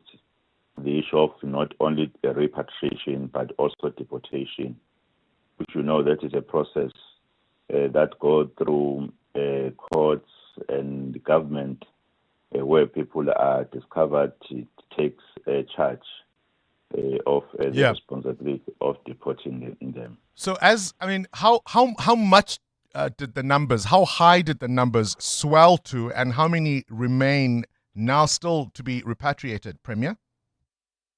Well, it's not easy to say how many are in KwaZulu-Natal, but on site, we in Durban, more than 7,000 were transported, and another 7,000 plus remained. And in Pietermaritzburg, there were almost 2,000. Yesterday, the report I received was that 900 were remaining in Pietermaritzburg. But the problem is, you can't be specific on a number, because they deal with some and then others arrive. They tell one another that no, here there is something which is happening. Then you see them walking in, being dropped by various transport. And we are of the view that they apparently not only now coming from KwaZulu-Natal, they may be coming from other parts of the country, because of hearing that here there is this kind of a process in the province of KwaZulu-Natal, which is also unfortunate, because we also believe that some of them may have means of transporting themselves back home, because this is repatriation, or they volunteered to go back home. But they see the opportunity of the free transport, of which is not a right thing for them to do that, because they make the system which is trying to assist, in fact, to be under severe pressure. So who's carrying the cost of moving them? Who's carrying the cost of that transport, Premier? Their country, as I've said, that though it's not enough, for repatriation, it's a responsibility of a country. that is fetching the body or people. And for deportation is a process which is the country wherein they are discovered takes the responsibility of such. But at the same time, we were engaging some people in the province, the NPOs, who also indicated their interest, their appetite to resolve the crisis. Just talk to me about the state of Sherwood Park now, where, as you say, 7,000 people have already left. There were all sorts of issues. I saw visuals on television, and it looked really quite challenging. I saw men trying to clean themselves or bathe under a water delivery truck. We understand the toilets there were overflowing. There wasn't really anywhere to dispose of waste, and for those that have left, it was a complete mess afterwards. Is that now for, I'd imagine, the city of eThekwini to clean up? Absolutely. Because in Durban, they've moved them from the Sherwood Park to a different site. Then to clean is a responsibility of the municipality. So what happens now? What's the plan now if more people arrive? And also, can you help us understand how do you determine who needs to be deported and who is being repatriated from those who arrive? The decision to introduce back the deportation, as you know, we launched the program here in the province of KwaZulu-Natal in 2024, addressing the problem of migration, which we call it, meaning that those who enter without a permission, they are breaking the law. So we have been following the process of deportation because you are being arrested, you are taken to the court will determine what will happen thereafter, then you are deported back into your country. Then the government takes charge of those costs. So that's a process that has been taking place. When then the repatriation, now when they came in numbers, and the repatriation was thought to be a faster process, and the government of Malawi had to come in to provide means for them to be taken back to their home. We realized that it was quite very slow. The number of the buses they're providing were not helping at all. And then we said, well, let us continue with the work that we have been doing. People who were either arrested and deported. That is why the two ways of addressing the problem had to be done. Oh, I appreciate your time. The Premier there of KwaZulu-Natal, Tami Ntuli. There was an offer, as I understand. At least the Malawians understood that it was their government that was going to repatriate them. And that's why, as you've heard the Premier suggest there, the buses are being provided by the Malawian government. But as you can already determine, the situation is complex, and I'm not sure if it's necessarily over. 702. The Big Interview with Bongani Bingwa. We'll move on to something else now. South Africans don't need to be told about how difficult the times are. Fuel prices have been at the center of our consumer woes, from transport to food, electricity, even debt repayments. The knock-on effects of the fuel hikes are forcing many families to rethink their monthly priorities. Mamelo Matiki Ngangwenya is, of course, the FNB chief economist and joins us now on the line. They've looked at the data and can tell us exactly what consumers are feeling. A pleasure to have you on our show. Thank you for your time this morning. Good morning, Bongani, and good morning to all the listeners, yeah? I mean, I suppose I don't have to explain to anyone listening how hard the times are, but you've got, of course, the latest data, and the consumer confidence is dropping. Sure. So I think, so the timing of the survey was obviously post the Iran war on the 28th of February, and we essentially asked consumers three questions. We asked them what is a view on the economy over the next 12 months, or sentiment on the economy over the next 12 months, and sentiment around household financial outlook, and would they rate the current time as the right time to buy big-ticket items? Those are the three anchor questions. And what we saw is that there is a steep deterioration in the economic outlook across income groups. And historically, so if we look at the data from the past couple of quarters, the outlook on finances has been relatively positive, but we've seen a turnabout, particularly for consumers that are high-income earners who are feeling a bit more pessimistic about their finances. And consumers certainly do not rate the current time as the right time to buy big-ticket items. So what was quite interesting in this data outturn, as you rightly corrected at the beginning, is that we're all feeling the pinch from elevated petrol prices and that erosion of disposable income, is that high-income households, their confidence levels dropped quite significantly. So we saw that decline from -4 to -28 index points in the second quarter of 2026. So this is certainly not to say your middle to low income earners are not feeling the pinch, but they are more sensitive to things like higher food inflation, a labor market that's underperforming, and economic activity that declines. So from your perspective, what would the new normal mean for South African households who have to spend under sustained fuel and inflation pressure? So we think affordability pressures are expected to become quite evident across all income groups as consumers remain very dependent on labor income and therefore are more sensitive to inflation, employment conditions, and borrowing costs. So I think if we think about that in the context of what has been driving economic activity over the past year, we know household consumption expenditure as a percentage of GDP is 68%. And consumers last year were experiencing, I guess, an improvement in wage growth on the back of low inflation and interest rates that were supportive. What we've seen post the elevation in petrol prices and resultant increase in inflation is that the central bank has responded by increasing interest rates. So we anticipate that there is a high probability of another interest rate hike this year, essentially meaning that this key driver of economic activity, will come under a bit of pressure in 2026. Gosh, so no reprieve, even as though it seems that things, at least in the Gulf, are coming to some kind of conclusion. Are there any practical steps the average household can take right now to try and cushion themselves from these difficulties in this environment?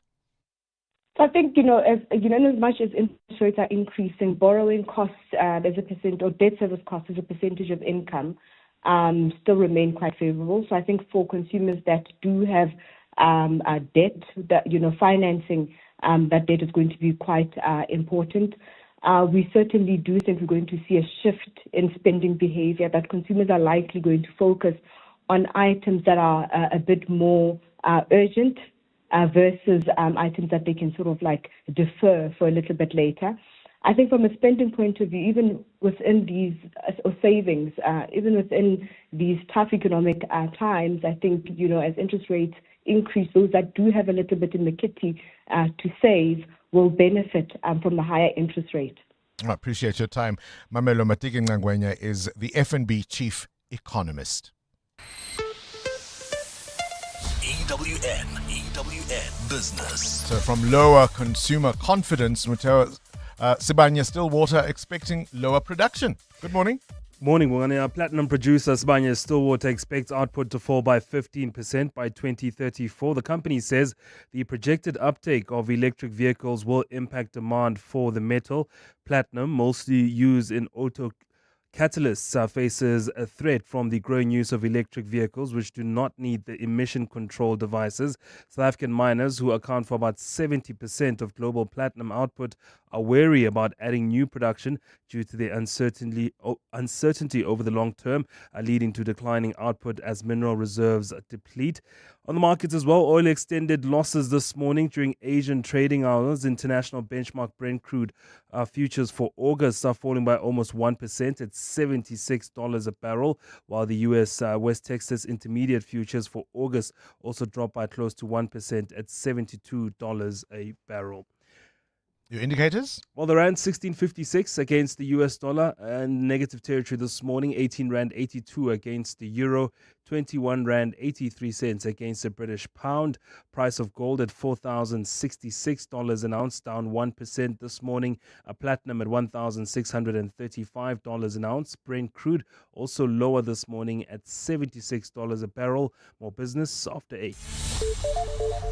Time now for your latest Eyewitness News. This Eyewitness News brought to you by Outsurance. SMS out to 45142 now, and you could save on your car insurance. If you don't, you can ask them for 500 rand. That's Sfisa Zulu. Good morning. Thanks, Bongani. Good morning. The city of Joburg has successfully fought off AfriForum's attempt to stop the implementation of its increased water demand management levy. The High Court in Johannesburg yesterday found that the Afrikaans lobby group failed to make out a case for urgency. The city says AfriForum had known since 27 May, when the municipal budget was adopted, that the levy would take effect on 1 July. The city argued that AfriForum had enough time to challenge the decision, but waited until days before its implementation to approach the court. The levy is set to increase from 65 rand to about 124, including VAT, from 1 July. Arguing for the city, advocate Natis Tole says the matter was not about access to water, but a budget issue. This matter, it has nothing to do with water. It has to do with a charge. It has nothing to do with the services of water. It has to do with the budgetary concerns and the collection of revenue in providing the services of water. Tole says the levy AfriForum tried to suspend was not a new charge, but an existing levy that had long formed part of the city's water tariff structure. A party which has been aware that there is a levy called Water Demand Management Levy, built by this city of Johannesburg, past almost 6 years, does nothing. They know about this thing, but today they're saying it is unlawful. The process of giving the NPA control over its own budget has been set in motion with the passing of the 2026 budget by the National Assembly. The House yesterday adopted a report from the Appropriations Committee that recommends the Minister of Finance, the Minister of Justice and the National Director of Public Prosecutions review the NPA's budgetary arrangements. The DA has been lobbying for the independence of the NPA for several years, saying if it is to increase its capacity, it needs to control its own finances. Lindsay Dentlinga reports. During debate on the budget vote of the Justice Department, the MKP's Jeffrey Matolo claimed the justice system has been swift to protect the powerful and the politically connected from prosecution. South Africa needs prosecutors who fear no politician, investigators who fear no office bearer, courts that inspire confidence, and institutions that pursue truth without regard for political consequences. But with the NPA dependent on the Department of Justice for its resources, DA Chief Whip Glynis Breitenbach says if the prosecuting authority is to be truly successful, it must be financially independent. It will have the effect of allowing them to be more competitive, retaining experienced prosecutors, but more importantly to make a budget available to train prosecutors, which they don't have now. Breitenbach believes the accompanying legislative amendments can be achieved by the next budget cycle. Lindsay Dentlinger, Eyewitness News, Parliament. The family of murdered Mfuleni senior clerk Martha Mani Rantsofu says it trusts investigators to deliver justice and believes a breakthrough in the case is close. This despite admitting it has not been regularly updated on the progress of the investigation nearly 3 months after Rantsofu was shot outside a Val tire shop. The family was in the Van der Bijl Park Magistrates Court yesterday as Janitha van Reenen, the woman whose alleged fraud scheme Rantsofu had been investigating, appeared. Koskona Malingamnisi reports. Martha Rantsofu's family remains convinced her murder was a targeted hit linked to her work at the municipality. Rantsofu had helped expose alleged fraud by Janitha van Reenen, who is accused of defrauding both Mfuleni and residents, allegedly costing the municipality nearly R500,000. In court yesterday, Van Reenen indicated through her lawyer that she will launch a fresh bail application next Monday based on new facts. Rantsofu's brother D4 believes Van Reenen holds vital information that could lead investigators to both the hitman and the alleged mastermind behind the killing. I'm hoping that she can come clean. I understand even when she was not even granted bail, maybe it's for her protection. Remember, she has got the delegate information, of which all of us, we are curious to know who's behind all these killings. It remains unclear whether the state will oppose the new bail bid, having successfully blocked Van Reenen's release earlier this month. Or see Connor Malingamnisi, Eyewitness News. And Kenyan prosecutors say they will charge a number of students for the murder of 16 schoolmates in the burning of a dormitory. 132 children were injured in a fire that broke out in the middle of the night at the Utimishi Girls' School last month. 9 pupils from the school, which mainly caters for the children of police officers, are still in custody. Most of them were arrested the day after the tragedy on charges of arson, and those who've been charged will each face 16 counts of murder. A partly cloudy day in store for Gauteng today. The temperatures are at lows of 6 and 8 degrees, peaking at highs between 20 and 21. And in the traffic, we've got delays on the Mike 1 North. In fact, a stop and go between Boyson's Road and the Kilani Bends. There's also queuing traffic along Beyers Naudé Drive, Winnie Mandela Drive and Malibongo Drive towards the N1 due to peak time delays. The top story this hour, the city of Joburg has successfully fought off AfriForum's attempt to stop the implementation of its increased water demand management levy.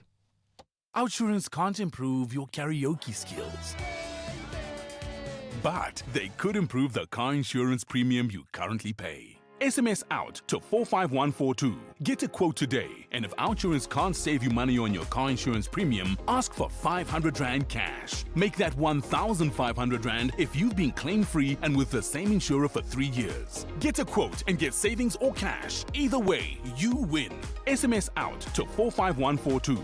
Want all the bells and whistles of car insurance at a great price? It's time to switch to Outsurance. Not only could they save you some big bucks, you also get the legendary out bonus that pays you a percentage of your premiums back if you're claim-free. So, are you ready to switch and save? Don't miss out. SMS right now to make sure you always get something out. SMS out to 45142. That's out to 45142. Outsurance. Licensed insurer and FSP. T's and C's online. 702 Josie My Josie Walk the Talk is calling on you to walk with the people, for the people on Sunday 26 July. Babize, bonke. And this year, you can choose from 3 different inner city routes. There's 15 Ks on the Mandela Bridge. That route takes you from Ellis Park through town, through to the Constitution Hill precinct, down to Bromfontein, over the Mandela Bridge, through Newtown, past the market, and then you wind your way back to Ellis Park. But there's other options. It could be 15, could be 5, could be 8 kilometers. Enter now on primemediaplus.com and get ready for the 702 Josie My Josie Walk the Talk, hosted by the city of Johannesburg. That's Fani before he got naked. Fani's insurance premium went up for no reason, irritating him more than when the boys ignored the really funny meme he posted in the group chat. What? So Fani got naked. He got comprehensive car insurance and a way lower premium in seconds on the Naked app. Go Fani. Get a car and home insurance quote now at naked.insure and see how much you can save when you get naked. Naked Financial Technology is an authorized FSP. Get naked. Whether you're following every match or just the ones that matter most, stay connected to 702 Cape Talk and EWN.co.za to stay connected to the world's greatest game. Breaking news. Motorists are bracing themselves for even more fuel price hikes in June. Or prepare differently. BYD hybrid vehicles use up to 70% less fuel than normal cars. And BYD fully electric vehicles, no fuel at all. Test drive the brand new BYD Atto 2 DMI plug-in hybrid this June and kiss rising fuel prices goodbye forever. Visit byd.coza or your nearest dealership. BYD, build your dreams. As the winter air sets in, it's the perfect time to get moving, breathe in and recharge, all the while experiencing the transformation of Josie firsthand. This year's 702 Josie My Josie Walk the Talk supports the homeless, giving you a chance to make a real difference whilst prioritizing your well-being. Urban renewal projects like the Field of Dreams sports facility, investing in safety, lighting and public spaces. This is all the work Standard Bank is doing to show their commitment to driving meaningful change in Johannesburg. Standard Bank is a licensed FSP and registered credit provider. 702. WhatsApp Bongani. on 072 702 1702. Morning, Bongani. Bongani, 25 years ago, Ntate Mweleti Mbeki once mentioned that South Africans will fight for resources between them and the foreigners. So it's happening today, and it was like a slow train coming. I don't know if our government could have listened. We're not supposed to be where we are. Morning, Bongani. Morning, Bongani. Bongani, the incompetence of South African government. This repatriation is cheaper, very much cheaper than deportation itself, and the process is quite quick. Now, here's a simple thing. Help the governments that want to repatriate their people by providing them buses. Provide them buses. It's much cheaper than when you have to take somebody to Lindela and go to the courts and do all sorts of things. Now these people are making it easy for South Africans to say, we want to go back to our country, we have no means. The least they can do is to provide them the means. We know it's going to be an expense in itself, but it's much cheaper and much less, troubling than the one that usually we have to go through. But now the government also says, we can't help them. South Africa, man, I know, man.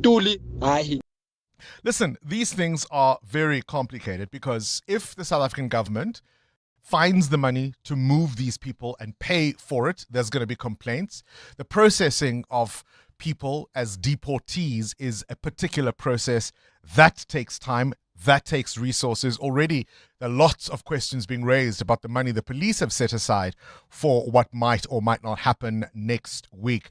So all of these things are complex, but it is interesting to me that by the Premier's telling of it, the figures he gave us, 16,000 people showed up in a matter of days trying to get home. We've always got to link this back to our own lives here in South Africa. Everyone, get registered, make sure you vote. We have to keep those who run our country accountable, or it will be us showing up on somebody else's park in another land, desperate to get home. 702. What's the question? What's the question is brought to you by Outsurance, a chance for you to win up to 3,000 Rand in cash. First, 1,000 Rand for the answer, and then a little later, 2,000 Rand if you can give us the question. SMS out to 45142 now, and you could save on your car insurance. If you don't, you can ask Outsurance for 500 Rand. Karabo, you're in Hazy View all the way there, hey? Please give us today's answer. Hi, Bongani. The answer is upgrade you. Upgrade you. Ooh, okay. Karabo, I see you. Tell me, have you got yourself a quote from Outsurance? I have one, but I haven't received the quote yet, but I did make one. I did on the email. They sent me an email back. Okay, tell you what, let's upgrade you with 1,000 Rand. All thanks to Outsurance and 702. Thank you for that answer. Karabo says the answer is upgrade you. Pray tell, what might be the question? Call us if you know on 011 883 0702. EWN Sport. Right, Cindy Paluta, with all that's going on, there are other sports to pay attention to. Rassi is back in the news. He is indeed, and we will have the World Cup for you in the World Cup desk at the end of this bulletin. But yes, the Springboks gearing up to face England next week at Ellis Park. Coach Rassi Rasmus knowing it's going to be tough. There's a few old names there. The average age is only 27, so I think you'll get youth and you'll get fearless teams like we are. Testing players and resting some players like they're doing with Morrow. We're doing the same with some players, getting them in a little bit later. But it's a very competitive squad, a squad that we obviously know we're going to have to work really hard next week at Ellis Park to get the win. Ireland won't have captain Caelan Doris for their Nations Cup campaign against Australia, Japan and New Zealand next month. He was injured playing for Leinster in the URC final. At the Women's T20 Cricket World Cup, Australia with 4 wins from 4 thrashing Pakistan by 113 runs. Defending champions New Zealand beat Scotland by 6 wickets. Sri Lanka got a 9-wicket win over Ireland. The Proteas women play Netherlands tomorrow night. The EWN World Cup Desk. The latest scores, the biggest stories, and the moments everyone's talking about. Portugal's World Cup campaign back on track after a 5-0 victory over Uzbekistan. Cristiano Ronaldo scored twice to be the first person to score at 6 World Cups. When he left the pitch, he mouthed into the camera, "I'm back." Portugal coach Roberto Martinez. He's a human being. I think he's allowed to have emotions. He's allowed to have feelings. I think what is impressive with him is the answer. The answer is to get back on the training ground and practice and work and demand from himself. And that professionalism is what is giving him the longevity. I think we all have our opinions and everybody can speak about the player, but I think nobody gives you a better assessment of what you do in your career than the longevity in football. Ghana's one game away from making the knockouts after holding England goalless. Striker Anthony Semenyo. Tough one to say the least, to be honest.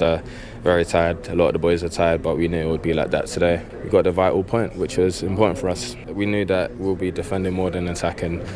We wanted to have moments on the counter, but obviously it didn't happen for us as much. But again, we defended so well as a team today, and it's just props to everyone. Croatia knocked Panama out of the World Cup with a 1-0 win. Colombia through to the knockouts after beating DR Congo 1-0. Bafana coach Hugo Broos is expecting a tough 90 minutes against South Korea tomorrow morning at 3 a.m. A game Bafana must win if they are to make the knockouts for the first time ever. We were a little bit overwhelmed by the situation in our first game. We have a team that have a lack of experience in such games. But you saw in the game against Czechia, it was already much better. And now the motivation is there. We can write history. So there's a big motivation in the group. I feel that the boys are ready to fight for it till the last second of the game to achieve that victory. Midfielder Spencer Tole has described a very supportive atmosphere in the camp. I know that I didn't have a good game in the first game, but I think the response that I got from the team was good. Everyone was supportive. Even the coach as well, he supported me very well, so I'm very grateful for that. And I think that that's what makes us a very good team. Like, other than the team in our group, we have a very good human beings. France head coach Didier Deschamps will miss his side's final group game to return home to attend his mother's funeral. France's last game is against Norway on Friday. Le Bleu already through to the knockouts, along with Colombia, the latest team to qualify, Argentina, Norway, Mexico, USA and Germany. Cindy Paluta, Eyewitness News Sport. From kickoff to the final whistle, this is the EWN World Cup Desk. When you can see what others don't, you can do what others can't. Nedbank is more than just a bank. We're a growth partner because we understand that real success happens when you're looking ahead, spotting opportunities others miss, and planning for tomorrow, today. Think bigger. Think Nedbank Commercial Banking. See money differently. Nedbank. We're licensed FSP and registered credit provider. T's and C's apply. The Global Entrepreneurship Congress Africa returns to Cape Town from 16 to 17 September 2026. The continent's largest Pan-African platform brings together investors, policymakers, and entrepreneurs. GEC Plus Africa is powered by African Bank in partnership with the Western Cape Government, Microsoft, Amazon, Telkom, 22 on Sloan, and more. Register on gecafrica.co. GEC Plus Africa. Connecting Africa. Your boss noticed. Your ex noticed. The neighbors definitely noticed. Because some cars say, I rented a car. And some cars say, I rented the car. Sani Sixt Rent a Car. Premium rentals. For people who don't settle. Choose the right car. Rent Sani Sixt on sani.co.za. EWN Traffic. 12 to 8, and this EWN Traffic brought to you by the House of Citroen. The all-new Citroen Basalt is here. Book a test drive at citroen.co.za today. Amo?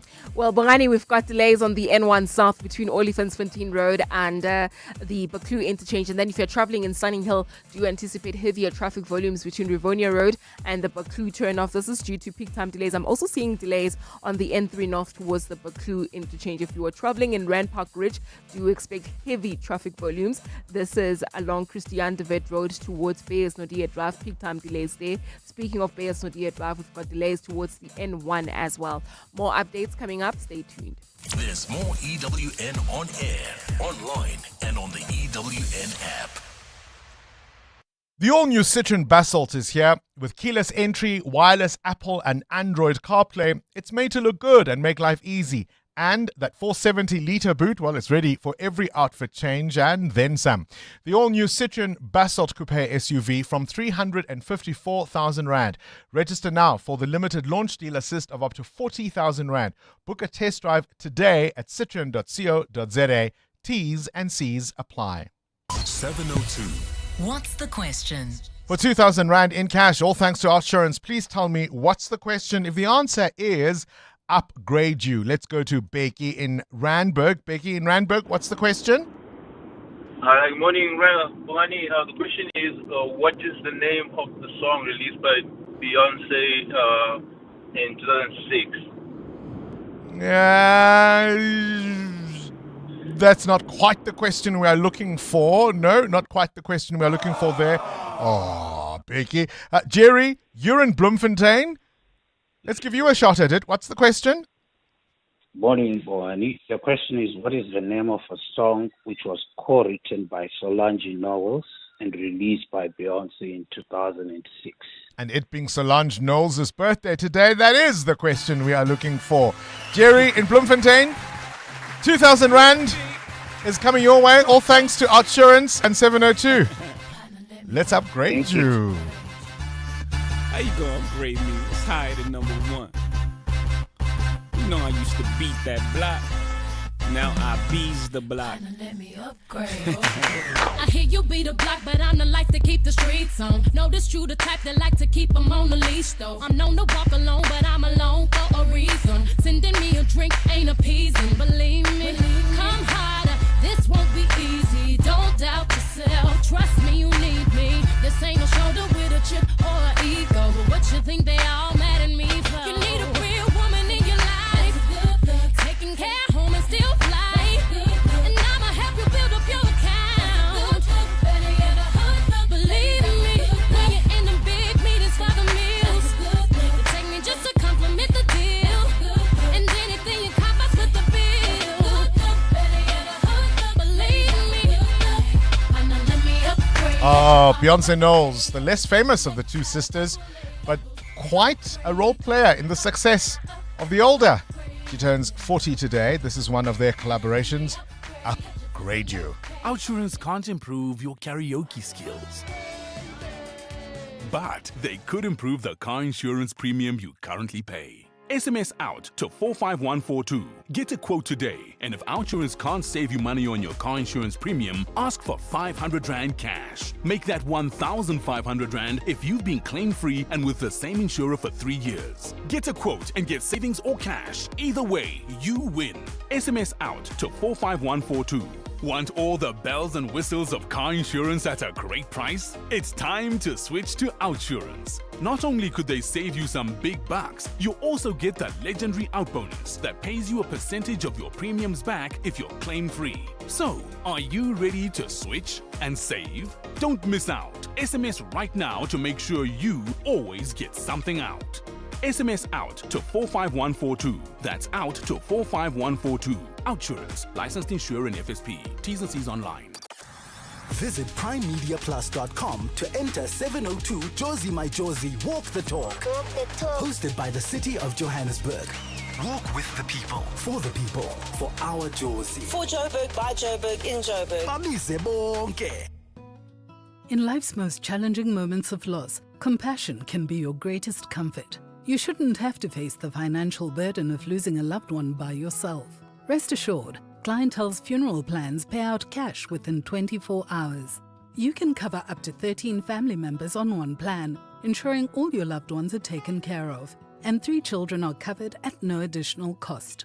With Clientele, you're not just buying a plan, you're also buying peace of mind. When the time comes, you will need to make important calls with your 200 Rand airtime you will receive when you claim.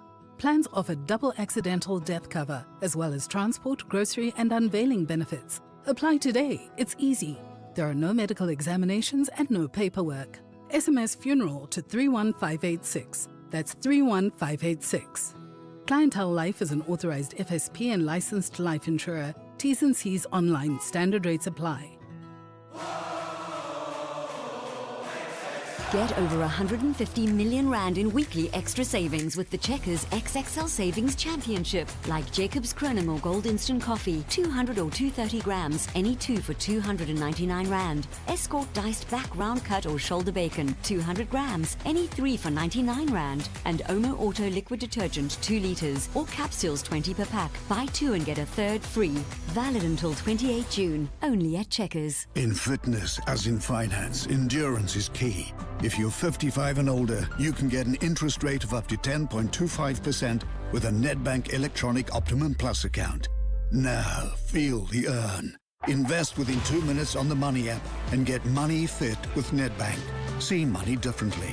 Nedbank, we're a licensed FSP and registered credit provider. T's and C's apply. For more info, go to nedbank.co.za. 702. What's gone viral? With Kabazela. Time now for the world of viral content. Kabazela. Good morning to you, Bella. You know what I never say to you? I love you, bro. I'll let you tell the story. I'll tell you the story. So, if you think about relationships, and when it comes to saying I love you or looking for exclusivity, who do you think would say it first out of couples? Would it be the man? Would it be the woman? If you maybe look at same-sex relationships, who do you think would maybe come forth with those kind of phrases, right? So I came across this clip. You sound so uncomfortable. Those phrases? Come on, say. Yes. Well, I mean, for some people, saying "I love you" is a difficult thing. All right, let's put you on the spot since you brought it all up. Did you say it first, or did your missus say it first? So my fiance and she said it first to me, but I've never been the one who says "I love you" first. I always find that it's a big word to say I love you, and it's a word that I've never wanted to just throw around very easily. So here's why I challenge people like you, right? Yes. You say it's a big thing to say, and you don't want to just throw it around. Fair. Yeah. But now, as soon as it is said to you, suddenly you're able to say it back. No, well, funnily enough, I remember. Do you say thank you? What do you say? I can't actually. When I remember the moment, we were in Mozambique at a December holiday. We were having a dance out on the deck. We were close, and then she said to me, "I love you," and we had a couple of drinks and all that kind of stuff. And I don't think I kind of acknowledged it at the time. But when I heard it, I was like very happy, and I was like, "Oh wow, this is amazing." What did you say? I don't think I said anything. What a great I think view, I just hun. looked. I looked, smiled, and kissed her. Seal it with a kiss. That for me is part of the difficulty, is when one person is ready and the other isn't, and they feel pressured into saying it back. Yes. Even if they're not ready. Yeah. So, I mean, the clip we're going to play, I don't know if there's time. Just let me know if there's time. But we're talking about this because it was Andrew Huberman on the Huberman Lab talking to a psychologist about who says it first. And generally, according to data, it's the men. Men are always a little bit more eager than women. Eager in what sense? Eager in all the ways. I want to be in this relationship in the first place. I'm more likely to say I love you first. I'm more likely to want to be exclusive. I'm more likely to want to take things to the next level. Men are more willing to do that. Men this across runs the board. countercurrent to all this stuff about men being non-committal. There's like new review papers on this that are really compelling, and it's like kind of the same effect size across the board, which is how we talk about, how big is the sex difference? It's medium size, but it's just right there all the way through. Through breaking up, who's more likely to want to break up? It's women who are more likely to want to break up. The reason put forward for this, and I find it very compelling, that's because men just don't quite have their social lives put together in the same way that women do. That's fascinating. Interesting point, yeah. Fascinating. Yes. So, do you agree with the data? Do men say it first in your experience? Let's hear. Who said it first? I love you. That's what's gone viral with Kabazel. 702. 702. Feedback with Siamtanda Matiso. Problems Siamtanda Matiso doesn't have to deal with. Would you be the first, though, do you think? Do you think if you were in a relationship... If I am in love with you, I'm more likely to tell you are going to be the that first. I love you. But even if you say I love you to me and I don't feel it because I hate secondhand embarrassment. That's the thing. What do you I say? will say I love you back, knowing exactly that I Meanwhile, don't back at the like you ranch... at all. Yeah. See, the problem with people who say it first is they don't always read the room. But what do you mean? If the other person hasn't said it, it may mean that they're not ready. And now you're putting me under pressure to have to say something that I'm not ready to say. Yeah, I agree. You don't have with, to. It's going to It's be a like problem. saying that If I I don't miss say you. it, you're gonna have a problem. No, it's like saying I miss you. You don't have to say you miss me back because you don't miss me. Me missing you doesn't make I'm you gonna to feel miss pressure me. to say I miss you too. Ow. Guys, What just other save feedback do people you the have? embarrassment and just say it, please. Bongs, you asked a very important question this morning. Should voting be made compulsory? And many are agreeing with you. Actually, Mr. Smidgen on YouTube said, yes, voting should be compulsory. People died for us for these rights, and yet we take it for granted. If we careless, history has a way of repeating itself. And the message also went to the youth. They're saying, you guys are registering, but when it comes to voting, you guys don't go to the show booths. up, yep. And the parents are saying, actually, when we have a conversation with our children, they say, I don't know who to vote for. And I think they should be educated that there's more parties to vote And for. if anybody knows how to research and find information, it's young people. I don't even think they need to be told. I think they just must go and care. Yeah, and you also ask, how clean is your space? That would be your car, your home, and rate yourself from 1 to 10. Oh, all right. I know. I wouldn't worry about a car for you. I wouldn't worry about a sink for you. Okay, Your wardrobe. Bongani, please don't do Your this wardrobe. to me. Embarrassing me. Sia- My wardrobe is not the Amo, best. Sia I know. probably has those wardrobes that are so dysfunctional that the door is hanging guys. desperately on the Bongani. hinges. And on the door, there's things hanging on Yes. the very door. There's Yes. jackets. KG, save me. Please go. So to when she closes the door, Yeah. it gets broken. You see Right or how they're wrong? treating me. True or false, Sia? 702 lenders, please save me. Let's go to the news. This is EWN. KZN's prison boss has been arrested, and Julius Mkhwanazi prepares to respond to fresh allegations at the Madlanga Commission. Good morning, I'm Sviso Zulu. KwaZulu-Natal Correctional Services Commissioner Mnikelwa Ngcele is expected to appear in the Pietermaritzburg Magistrates Court today on charges of fraud and money laundering. Ngcele was arrested by the NPS Anti-Corruption Unit yesterday. He was placed on precautionary suspension in May last year over corruption allegations. He insists that he was targeted for exposing alleged wrongdoing within the Department of Correctional Services.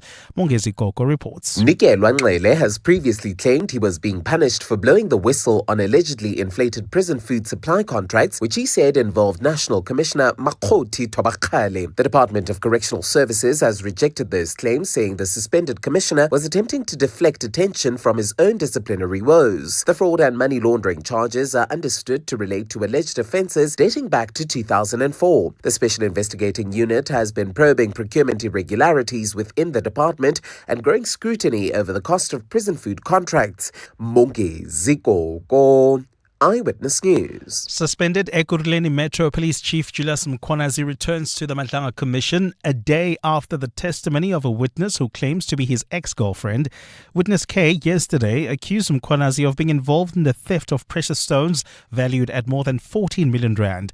The disgraced cop was thrown further into the deep end this week through evidence presented by tainted businessman Michael van Wyk, who accused Mkhwanazi of using fraudulent memorandum of understanding to secure police blue lights for his bakkie. Alfara Mushwana reports. Julius Mkhwanazi has emerged as one of the most tainted figures at the Madlanga Commission, with multiple witnesses linking him to a range of criminal activities. From the theft of precious stones to facilitating blue lights for his friends, the suspended EMPD chief will have to respond to a new wave of allegations against him today. This week, the commission heard evidence that Mkhwanazi received money from alleged crime boss Vusumuzi, Ket Matlala, and tainted businessman Mike van Wyk. In a video Van Wyk sent to Mkhwanazi on WhatsApp, he's seen using a stack of cash as a fan. Hey Julius, I hope you have a warm day like we have here. You know, it's warm. This fan of mine's not working so lekker. I'm going to spend this fucking money now. please tell me where we're going. Have a lucky day. The Commission's first interim report recommended that Mkhwanazi be referred for possible criminal prosecution and disciplinary action.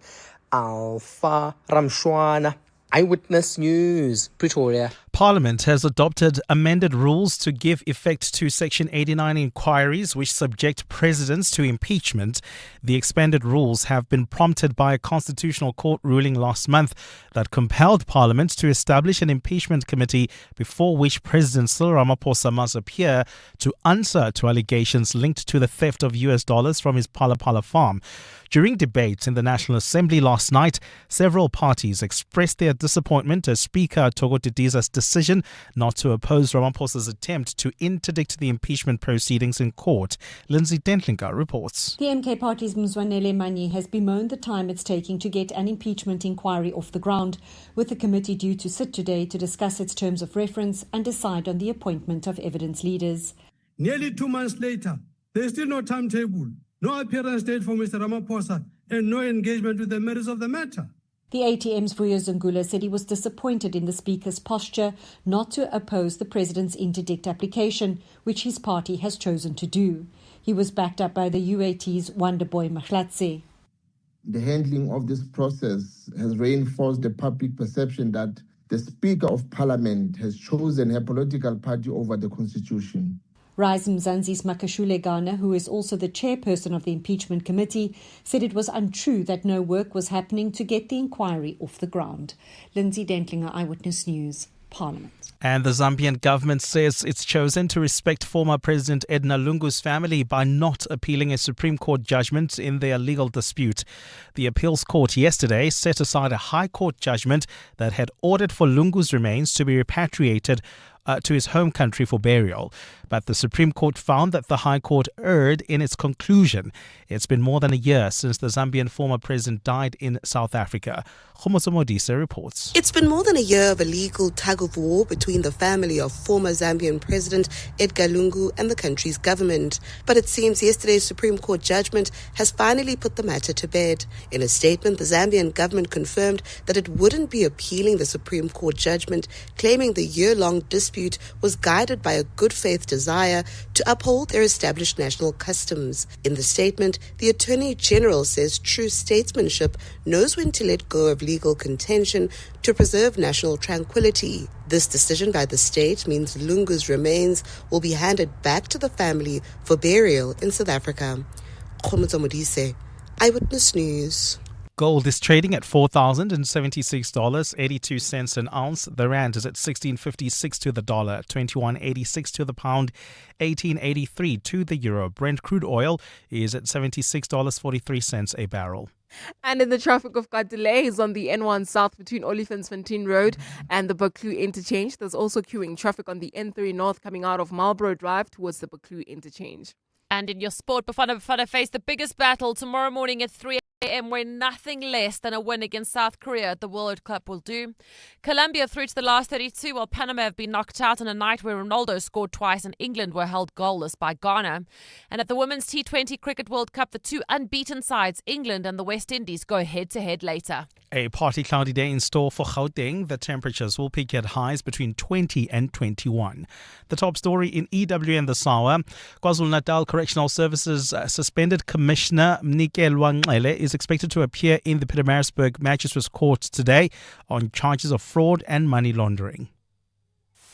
EWN, in touch, in tune, and independent. For the latest, visit ewn.co.za or download the EWN app. On Sunday, 26 July, 7:02 Jozi My Jozi Walk the Talk unites us all in the iconic Joburg CBD. 7:02 Walk the Talk. Enter now on PrimeMediaPlus.com. This is Breakfast with Bongani Bingwa on 702. Let's walk the talk. 8 after 8. We've gone through so much already this morning. Tit for tat, butter for fat. The story, of course, of the Zambian president, the former Zambian president, Edgar Lungu, the late Zambian president, whose successor wanted I suppose, an opportunity for political posturing at his funeral. That's certainly how his family feels. Hichilema will reflect on Lungu's time as having been horrible for him. So he wanted to dish it out back. And it's resulted in a court spat that is quite extraordinary. What to do with the former Zambian president's remains. Durban repatriation gridlock is still an issue as Malawians try to return home. We spoke to the Premier of KZN, Tami Ntuli, and this consumer confidence dip, Muteo Horipe, FNB telling us, their chief economist, Mamelo Matiki Ngangwenya, saying that households, not that we need to be told, households are going through it, eh? Yeah, this is the normal conversations that you're probably having with your family, your friends, the high cost of living, fuel, going out. Just the simple things you used to enjoy are now becoming luxuries. And it's across the board, high income earners, whether you're thinking about the cost of flying around in the country or traveling by car, it's all become expensive for everyone. And it's not just the concern over the country's economy, but it's also the personal finances that have come into the fray. And then people want tickets to go to shows, hey? Please, Dad. Please, Dad. Aziko is Imali. You can do it. Aziko is Imali. This is Breakfast with Bongani Bingwa on 702. Let's walk the talk. I love Kabazela's I love you conversation. It's a real thing in relationships. It can be a point of real tension. I argue that unless you know the other person is ready to say it back, don't say it. I don't care how overwhelmed you are. How would you know they're ready? I don't know. Now you love me, but I don't know if I love you. What now, if you fall for them first? Now you're bringing... Don't make your problems my problems. You are the one overwhelmed with your feelings. I love it for you. So I must hold back because Until I love you, but you... Because now you're putting me under How pressure. am I going to know if I don't tell you? You know, Amo. Come on. You know. If he doesn't say it back to you, he's in trouble. If he says thank you. You see... I've said thank you before. You're horrible. Wow. You're horrible. So what? You fake it until you make it? Say it and then catch up to them falling for you. It will come later. It will come later. If What I like hanging out you with confess with your mouth and believe in your heart. Good morning, Bongani. Good morning to you and your team. Using the phrase, I love you, I don't like using that phrase. I'm married. I hardly say that to my wife. I prefer showing her by my actions that I do love her. It does cause an issue at times, just like the I miss you phrase. I don't usually say that. I would rather show her that I do. It has gotten me into trouble at times, but I just don't like using those phrases, man. Good morning, Bongani. On the Kabazala's issue, it shouldn't be only men that have to say that. Even a woman also has to say that. It just depends on how you feel towards each other. For example, my wife doesn't like responding back to say, I love you too. Yeah. So there was this other day, I ended the conversation by saying, baby, I love you. So she didn't respond until my son forced her to say, Mommy, say I love you too. Because my son does that. Whenever I say to him, Ima, I love you, he say, I love you too, Daddy. So he had to force the mother to say that. Yeah, this is a nice one. Joseph in Kempton Park. Bongani, if mine can tell me that she loves me, when I respond, I say, what are you looking for? Because she really says it. The day she says to me, I love you, my answer is, what are you looking for? That's my answer. What do you want? I love you. What do you want? Ooh, I don't know how that goes. Muteo, who said it first? I did.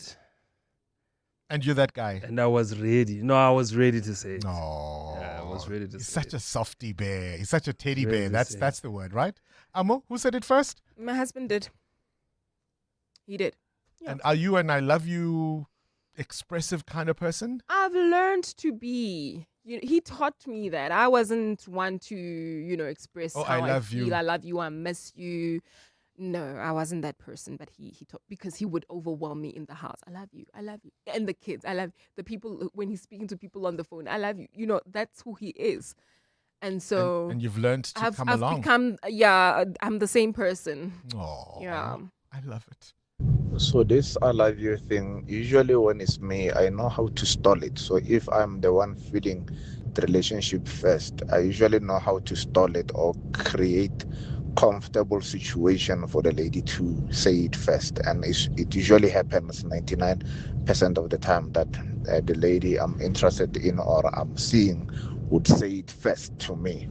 And with black people it's much easier. Like, you could say it right at the beginning of a relationship, or before you even begin a relationship. Somebody can say, I've loved you for a very long time, I've had a crush on you, and this is how I really feel about you, and so on. And it can be genuine, but I don't know, for some weird reason, ever since I've had white friends, for them is something so weird. It's not so common that they can date for 10 years and not having to have said I love you to each other.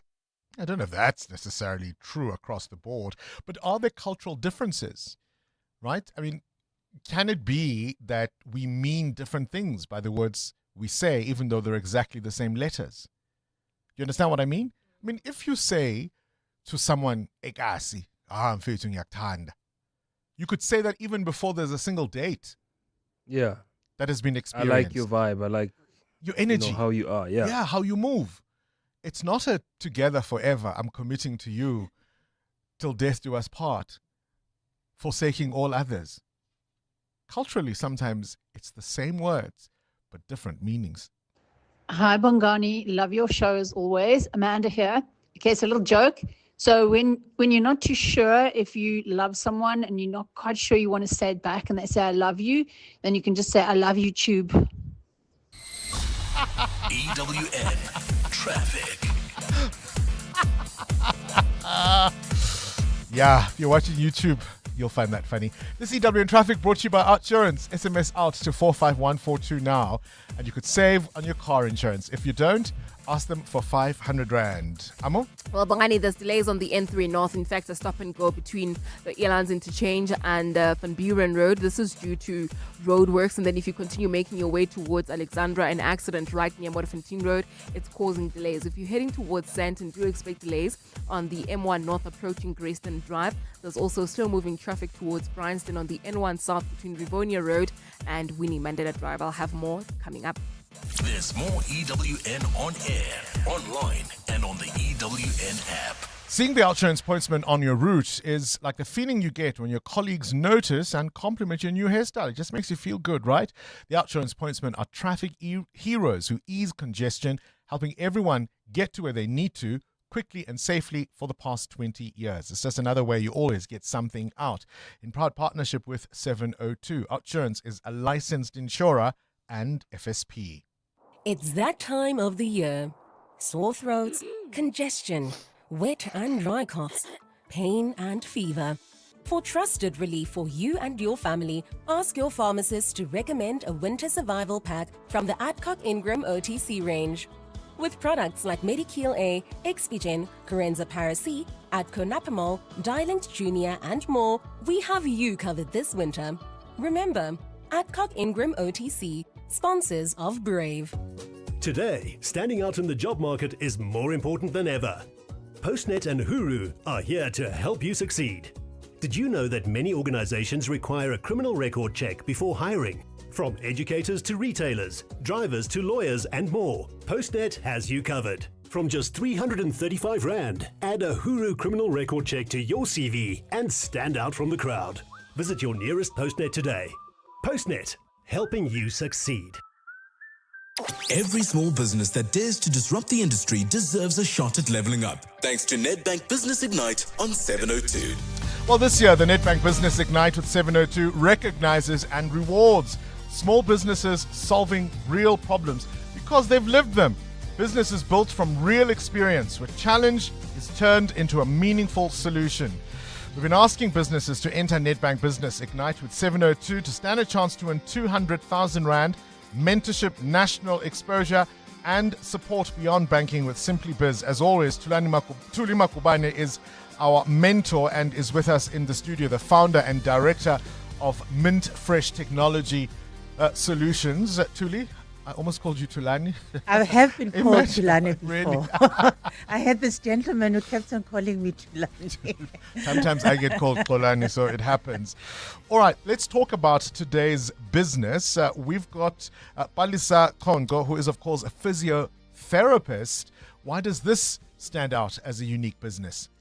So, good morning, Bongani, and good morning to the listeners. So, Physio 360 is interesting in the sense that Palisa opened a physio practice in Davidton, which is a township just outside of Benoni. And after, running the practice for some time, she realized that some of the clients couldn't actually come to the practice because they were not mobile. So she actually kitted out a vehicle and had a mobile clinic so she could actually go on location and be able to treat clients. And she's actually grown and evolved her business. She's now moving into corporates. And, people get injured on duty. So now she's been proactive and actually going to workplaces and being able to offer her service there.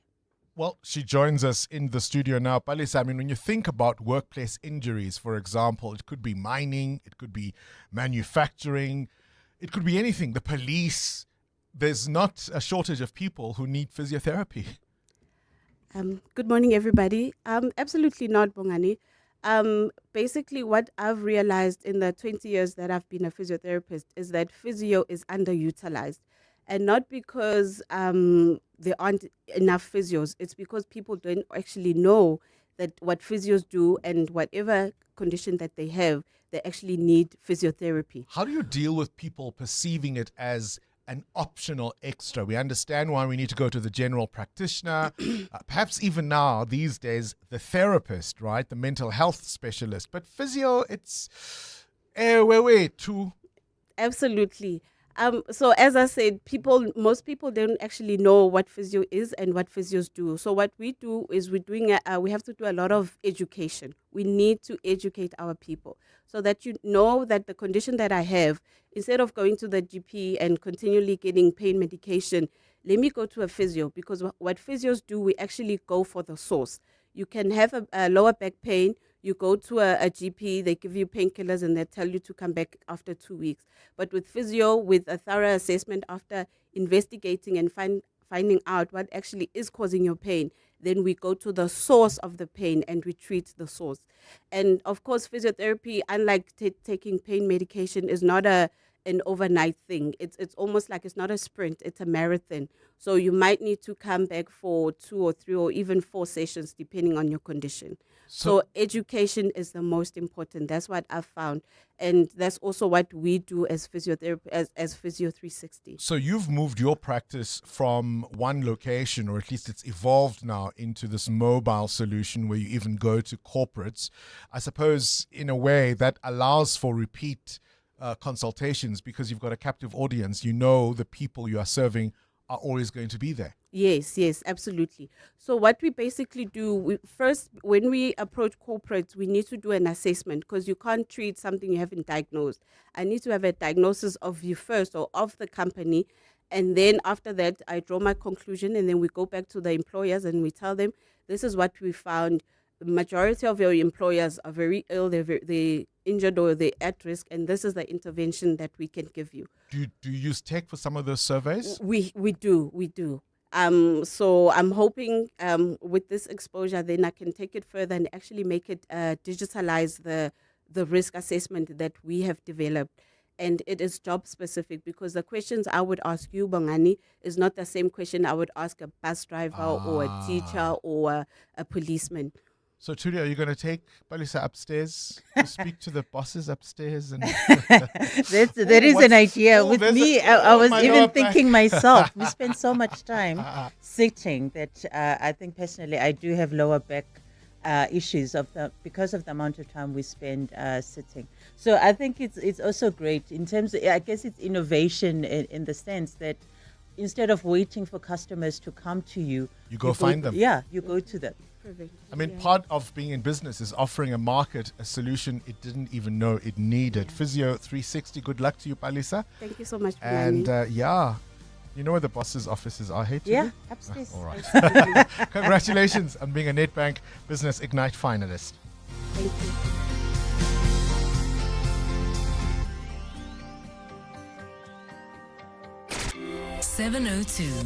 The World View with Adam Gilchrist. News from elsewhere in the world. Adam Gilchrist, you and I have touched on this before, but goodness me, the European heat wave is really heating up, as it were.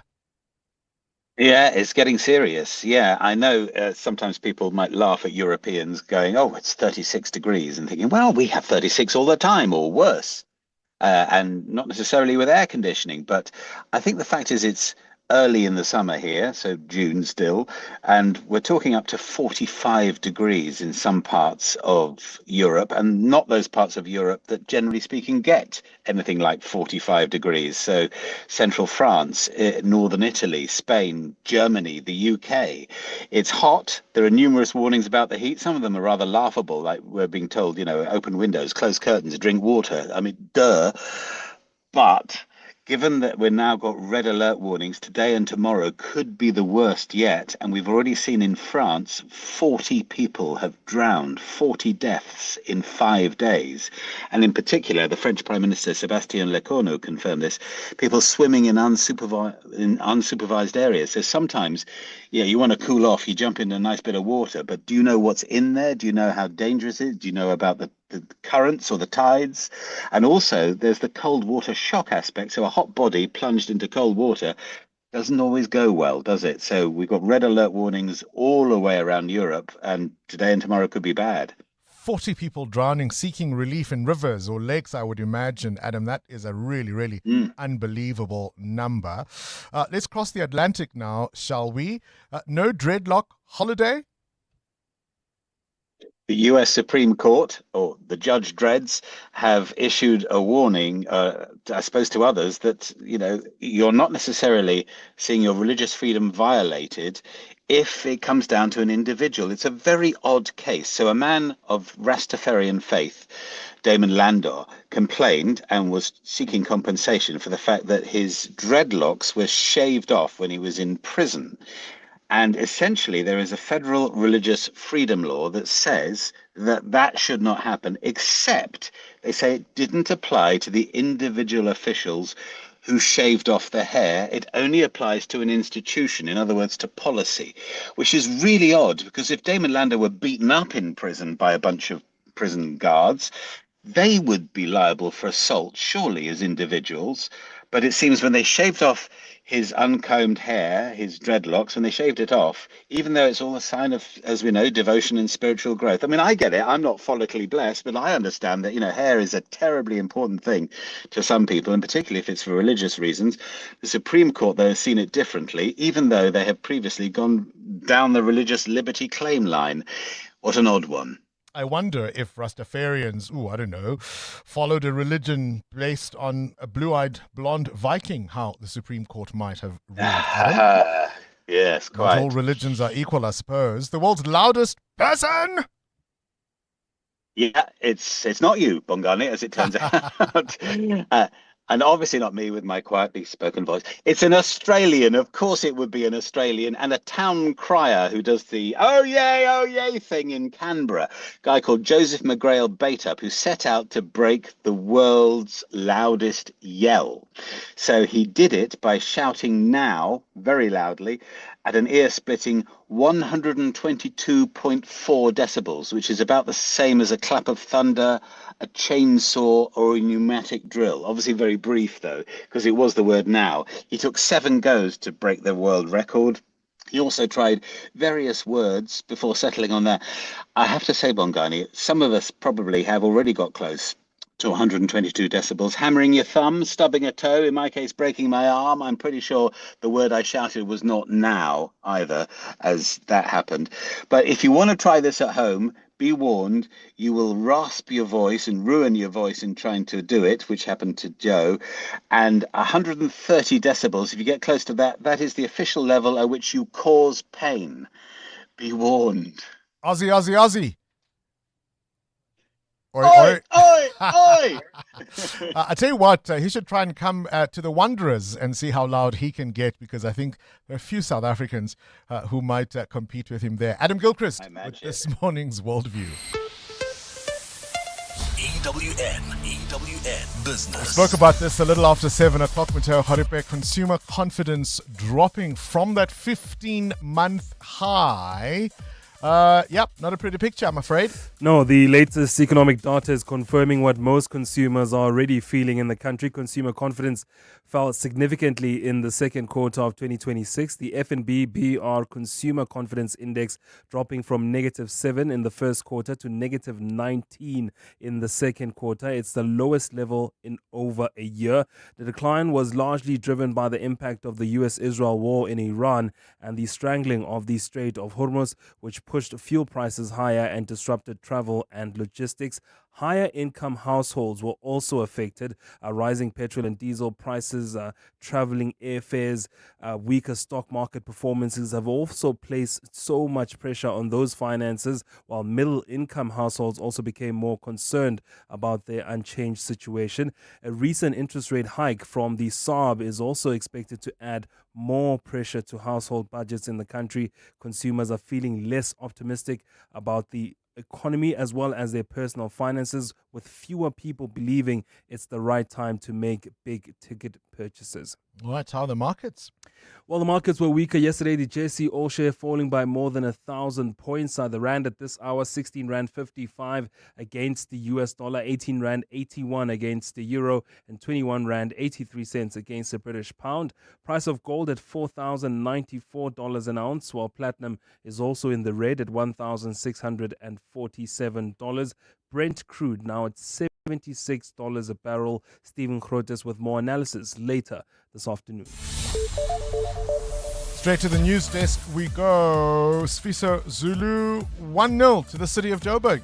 That's right, Bongani. This is after it successfully fought off AfriForum's attempt to stop the implementation of its increased water demand management levy. The High Court in Johannesburg yesterday found that the Afrikaans lobby group failed to make out a case for urgency. The city says AfriForum had known since 27 May, when the municipal budget was adopted, that the levy would take effect on the 1st of July. The city argued that AfriForum had more than enough time to challenge the decision, but waited until days before its implementation to approach the court. The levy is set to increase from 65 Rand to about 124, including VAT, from 1 July. Arguing for the city, Advocate Nathi Sithole says the matter was not about access to water, but a budget issue. This matter, it has nothing to do with water. It has to do with a charge. It has nothing to do with the services of water. It has to do with the budgetary concerns and the collection of revenue in providing the services of water. Sithole says the levy AfriForum tried to suspend was not a new charge, but an existing levy that had long formed part of the city's water tariff structure. A party which has been aware that there is a levy called Water Demand Management Levy, built by this city of Johannesburg, past almost 6 years, does nothing. They know about this thing, but today they're saying it is unlawful. The process of giving the NPA control over its own budget has been set in motion with the passing of the 2026 budget by the National Assembly. The House yesterday adopted a report from the Appropriations Committee that recommends the Minister of Finance, the Minister of Justice, and the National Director of Public Prosecutions review the NPA's budgetary arrangements. The DA has been lobbying for the independence of the NPA for several years, saying if it is to increase its capacity, it needs to control its own budget. Lindsay Dentlinker reports. During debate on the budget vote of the Justice Department, the MKP's Jeffrey Matolo claimed the justice system has been swift to protect the powerful and the politically connected from prosecution. South Africa needs prosecutors who fear no politician, investigators who fear no office bearer, courts that inspire confidence, and institutions that pursue truth without regard for political consequences. But with the NPA dependent on the Department of Justice for its resources, DA Chief Whip Glynis Breitenbach says if the prosecuting authority is to be truly successful, it must be financially independent. It will have the effect of allowing them to be more competitive, retaining experienced prosecutors, but more importantly to make a budget available to train prosecutors, which they don't have now. Breitenbach believes the accompanying legislative amendments can be achieved by the next budget cycle. Lindsay Dentlinger, Eyewitness News, Parliament. And YouTube has reached a confidential settlement with a 15-year-old American who accused the company and other social media networks of harming his mental health 3 months after an unprecedented verdict in a similar case. Google confirmed the deal, saying the company had built YouTube responsibly for more than a decade and that its focus remains on building age-appropriate products and parental controls. The arrangement includes no admission of liability.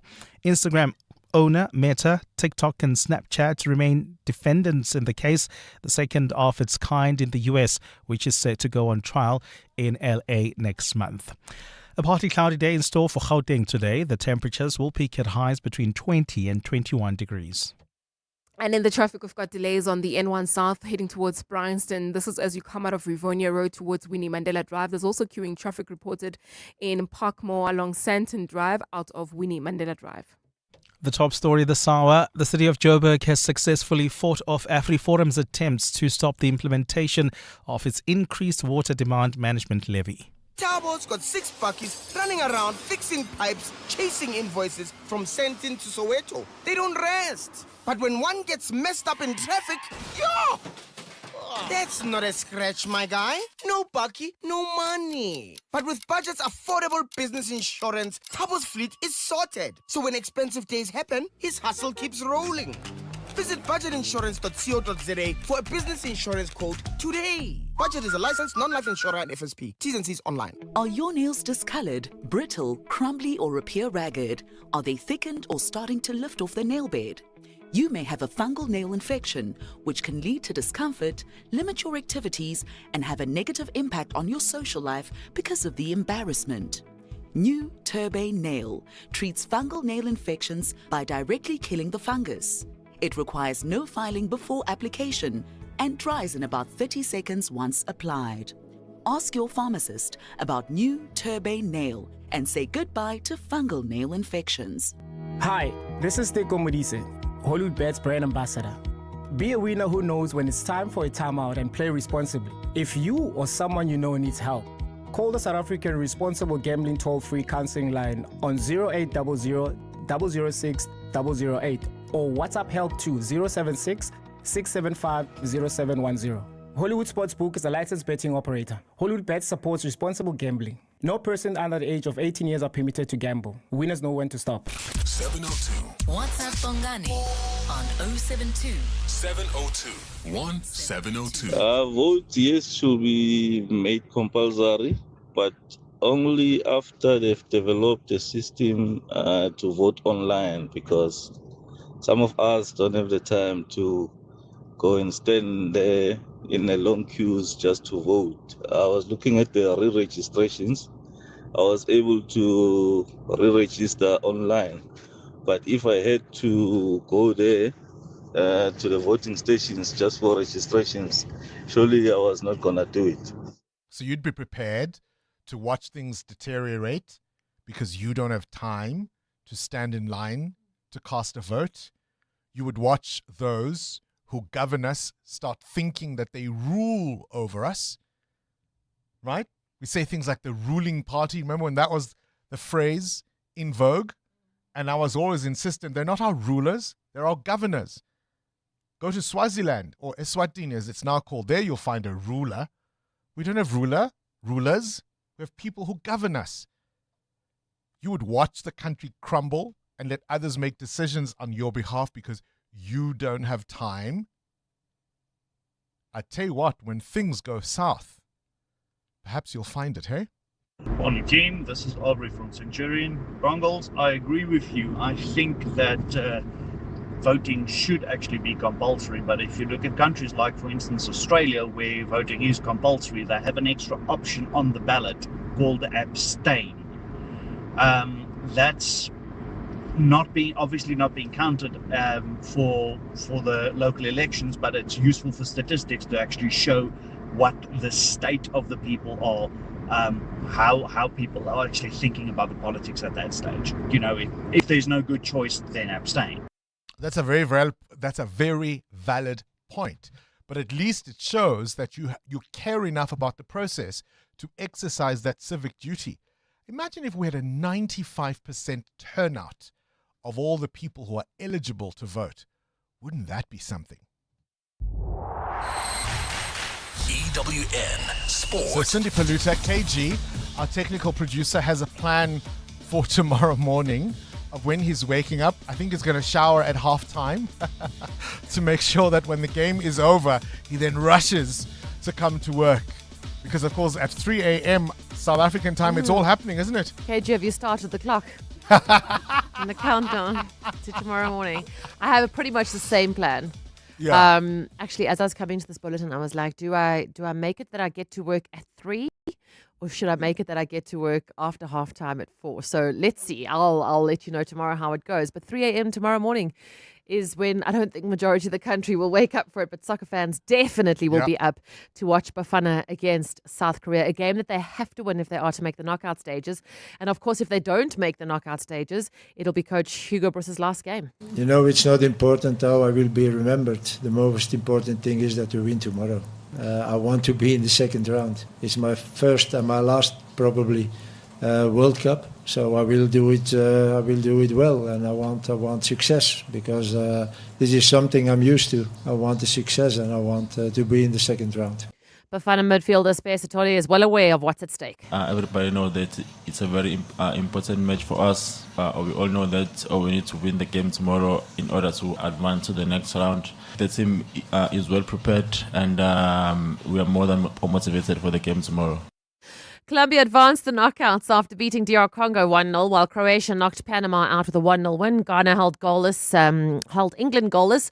Cristiano Ronaldo scored twice in Portugal's 5-0 win over Uzbekistan, the first man to score at 6 World Cups. Portugal boss Roberto Martinez. And I think what he's achieving with his numbers is just somebody that I was asking him the other day. I don't know if it's genetic or his work. And I do believe that it's a combination of both. Never worked with a player that has got that capacity that whatever happens today, tomorrow is going to be the hungriest player to improve. And that's an aspect that I would love to transmit to any youngster that he wants to play football, because a real example. French coach Didier Deschamps will miss his team's final group game with Norway. He's returned home for his mother's funeral. Tonight, Switzerland plays Canada, Bosnia-Herzegovina against Qatar. Springboks are gearing up to face England next week at Ellis Park. Coach Rassie Rasmus says the squad is not set in stone. This is not the squad that we're only going to use. It's not like a World Cup when you announce a squad here that you can only pick players from this squad. Next week, Sunday after our first game, we might send a few guys back to rest and draft a few other guys in. Ireland captain Caelan Doris was injured playing for Leinster in the URC final. He misses his team's Nations Cup campaign. And at the Women's T20 Cricket World Cup today, 2 unbeaten sides, England and the West Indies, go head-to-head tonight. Tomorrow, Proteas women play the Netherlands. Cindy Paluta, Eyewitness News Sport. EWN Traffic. Let's wrap up the morning's traffic, 18 to 9. Amo, how are the roads? Well, Bongani, we still have got delays in Boksburg along the N17 West. So this is between Rondebolt Road and Osborne Road. That's due to roadworks there. The accident was cleared a long time ago, but the traffic remains heavily backed up due to the roadworks. While traveling on the Makwa North, we've got an accident right at the double-decker section. Delays from Boyeson's Road. There's also queuing traffic along the N1 South towards the Winnie Mandela Drive exit. That's due to peak time delays as you come out of Rivonia Road. More updates at the top of the hour. Stay tuned. There's more EWN on air, online, and on the EWN app. When the people of Joburg unite for 702 Josie My Josie Walk the Talk, Sunday 26 July, your safety will be our priority. The South African Police Service will be there, the JMPD, private security teams, emergency services, city wardens, and other key stakeholders. So there will be a complete and comprehensive safety plan in place every step of the way. Also, of course, there's the safe park and ride to the start at Ellis Park, thanks to Gautrain and Parasa. So come along and walk the iconic inner city with us by entering on primemediaplus.com now. The 702 Josie My Josie, Walk the Talk, hosted by the City of Joburg. Walk with the people, for our Josie. Babize bonke. More on primemediaplus.com. Do you ever call you like to sell? But don't trust your uncle or your pal. Then we buy cars is just for you. Buying cars is what we do. We offer service with a smile. We always go the extra mile. Use a place that you trust and sell your car to us. We Buy Cars, the easiest way to sell your car by far. Insurance pulls you in. Pineapple pulls you under. Insurance. Pineapple. Insurance. Pineapple. Pineapple FSP 48650 is underwritten by Omart Insure Limited, a licensed non-life insurer and authorized FSP. Coming up On the Clement Manyatela Show. on 702. Clement Manyatela in the house. He, of course, hosting the Clement Manyatela Show between 9 and 12. A very good morning to you, Good Clement. morning. Good to see you in person. Yeah. We were talking about who says I love you first a little earlier. In a relationship? In relationships, do you typically say it first, or do you wait until someone says it to you? So, I'm not an I love you person. I will tell you very much deeply the first time, and I want you to know that that exists. And if I've changed my mind, I'll tell you. Are you one of if those I've changed people? my mind, I'll tell you. But I'm okay to say I love you too when you say I love you. So you'll get it on your birthday, on our anniversary, Hi, maybe when we're on Clement. holiday, but I'm not that guy. So what happens if it is said to you and you're not quite ready to say it back? You say thank you. Yeah. Thank you, I guess. What else? Yeah, I guess love you you, say Clement. thank you. I love you, Clement. Thank you. Thank What's you. on the show today? On the show today, quite a lot to discuss. We're going to start with the ANC's mayoral candidates in the city of Johannesburg. So the ANC Joburg leadership has now chosen its 3 mayoral candidates in Dr. Loyiso Masuku, Jabu Muleketi, and Makhosazana Ndlela. And the question I'm really asking is, are these people strong enough to put on a fight That's against... their top 3, That's and their one top of them, 3. One of them. they'll decide on one of them. Yes. But are they strong enough, any of them, to take on the main 2 popular candidates? Because let's be honest, Herman Mashaba and Helen Zille are really currently the most popular. Oh, in the you know, city. look on. Bani? Look on, I'm good. Yeah, but I'm talking about like strong candidates, and I've got no issues with Lukona whatsoever. I hope he does well, but he just entered the race, and he's not really a politician. So, Helen Mashaba, spicy. I know you are, and Helen Zille are really the candidates that you want to think about. Like, can your candidates as the ANC really put up a challenge against these 2? So that's what I'll be asking the listeners. And I want to know who they're gravitating towards. Because as you say, Lukhona Mnguni, I think Bossa has Nobantu, the deputy president of Bossa, is the mayoral candidate in the city of Johannesburg. Yeah, I think part of the problem here is that the ANC is still operating under the illusion that it is the majority party in the minds of South Africans. Yeah. That perhaps a vote for another party or the other parties is maybe even a protest vote. It's not. Mm-hmm. It's no longer the case. No, it's not. And are you already discussing with your friends? Do you talk with your friends about who you're voting for? Yeah, we argue Same and we here. debate. We and debate. we fight, and We've already started those debates with our give friends. each other the silent treatment. Yeah, and we galvanize and then we each come other. back. So that's going to be our chat. And then at 10 o'clock, we're going to speak to the MMC for transport in the city of Johannesburg, Kenny Kunene, about... What on earth is going on there? Well, he says that it seems the city has taken a decision to suspend the fuel supply to the Johannesburg Roads Agency fleet, which then means that if you have got traffic lights that are not working, that's not going to be attended to. If you've got potholes, those are not going to be filled. I drove around the Sandton CBD yesterday afternoon, and almost none of the traffic lights were working. And I was thinking about next week, Tuesday, and what that might mean if the roads are congested due to traffic issues such as lights not working in the context of the protests and the demonstrations. And I just had that thought cross my mind. All right. So 10:30, we're in conversation with Standard Bank about their involvement in the rejuvenation of Johannesburg's inner city.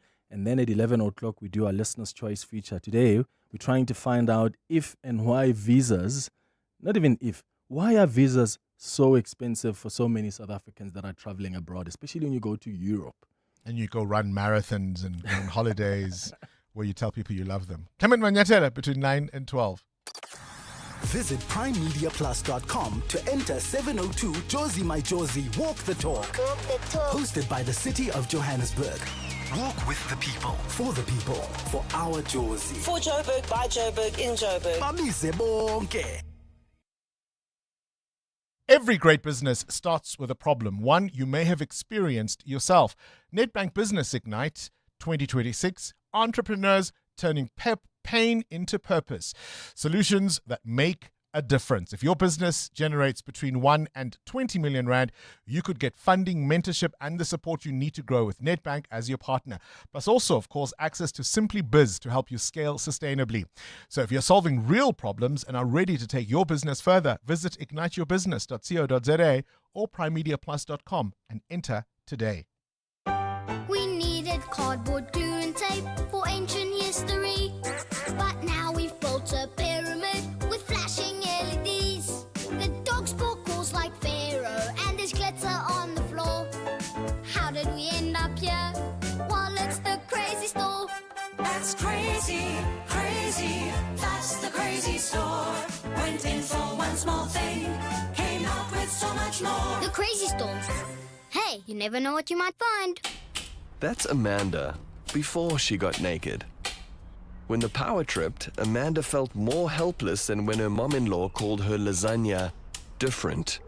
So Amanda got naked. She got car and home insurance at a lower premium and can now call an electrician anytime via the Naked app.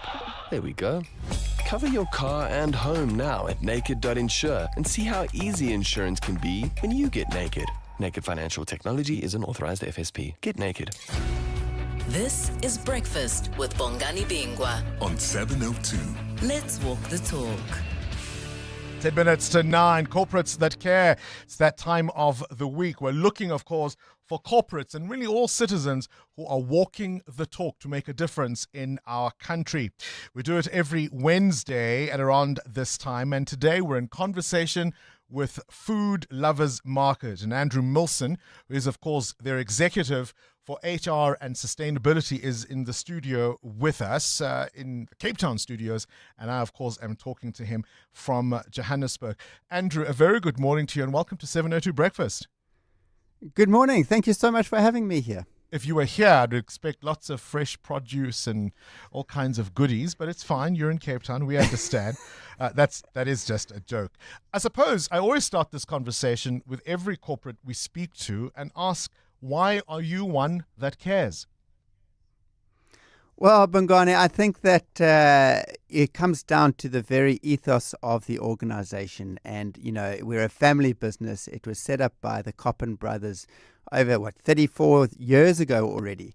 And we've got a very strong purpose, which is changing lives. And I think that's what drives us. So, yes, it's a business. Yes, we've grown incredibly. There's 22,000 people in the organization and several amazing brands. But I think at a core is, why do we get up in the morning? And it's really to change lives. And those lives are, yes, the people that we work with, but also through our suppliers, also, you know, the lives of future generations through our environmental programs. It really is the ethos which drives the business. So I think that's probably it. As your name suggests, of course, you're in the food business. You're all about feeding. And many South Africans do go hungry, unfortunately. Tell me about your annual Hunger Month drive. Well, this year has been just such an incredible year. So we started this 10 years ago, and I can't believe it's 10 years that fly by so quickly. And when we sat down, maybe 6 or 8 months ago, and we really looked at this campaign, we thought, this is our 10th campaign. Let's go big. Let's go as big as we can. And I remember Brian, our founder and CEO, said, okay, guys, let's do 10 million meals. And you know when you smile and you nod and inside you're thinking, how on earth are we going to do that? That's what bosses say, hey? Exactly. I'm scared of next year because we ended up raising over 16 million meals this year. And it was just an incredible campaign. And I just, so grateful to all our customers who got involved and our suppliers and even our landlords and our own colleagues. It was just such a chias that was created to raise 16 million meals. And all of that goes to Food Forward South Africa. And they just do such incredible work in communities that really need the support. I mean, you talk about chias, and I like that word because it's not just about the numbers, right? It's about the everyday customer. It's about the staff. It's about the partners you've mentioned. Really the idea of taking what may appear to someone as a small till point donation into something quite meaningful. Absolutely. I think, there's two aspects to this campaign. And the first aspect is around awareness. How do we really raise the issues of hunger in South Africa? And how do we really get people to understand that millions of people, millions of South Africans in our country go to bed hungry every night? That's the first step. And then the second step, we all so exposed to poverty every day. At every traffic light in South Africa, there's somebody who is hungry. And I think that creates kind of almost a numbness. So I think for this campaign, it's how do we shed that numbness, if that makes sense? How do we raise awareness? And then really importantly, how do we give people a practical way of getting involved and really being part of the solution of eradicating hunger in our country? Look, we were talking a little earlier on about the drop in consumer confidence across the board. High income earners, middle and lower income earners in South Africa, everybody is feeling the pinch. And yet, isn't it extraordinary that even though all of us are going through tough times, and I would dare say even a lot of your customers are doing so, there's still that sense of all of us being in it together, right? Even though perhaps I may have to do without this or without that, but I can still give a little something to make somebody's life even easier. It's completely inspiring. It's completely inspiring to see how South Africans every day throughout this campaign, but throughout the year, get involved and do so much to support fellow South Africans. And I actually just read a report yesterday, and so it's fresh in my mind, and it was a report that was done by Remitly, and it ranked South Africa as the most generous country in the world. And we don't often pat ourselves in the back that much, but I think this is something we can be absolutely proud of. And certainly looking at this campaign and the numbers we managed to raise in this campaign, it says a lot about that, and it speaks very much to that. Gosh, food insecurity is something South Africans will be thinking about in the context of all that perhaps is not even in our control, from a predicted El Nino to other issues in terms of geopolitics around the world. Tell me about your partnership, Food Forward SA.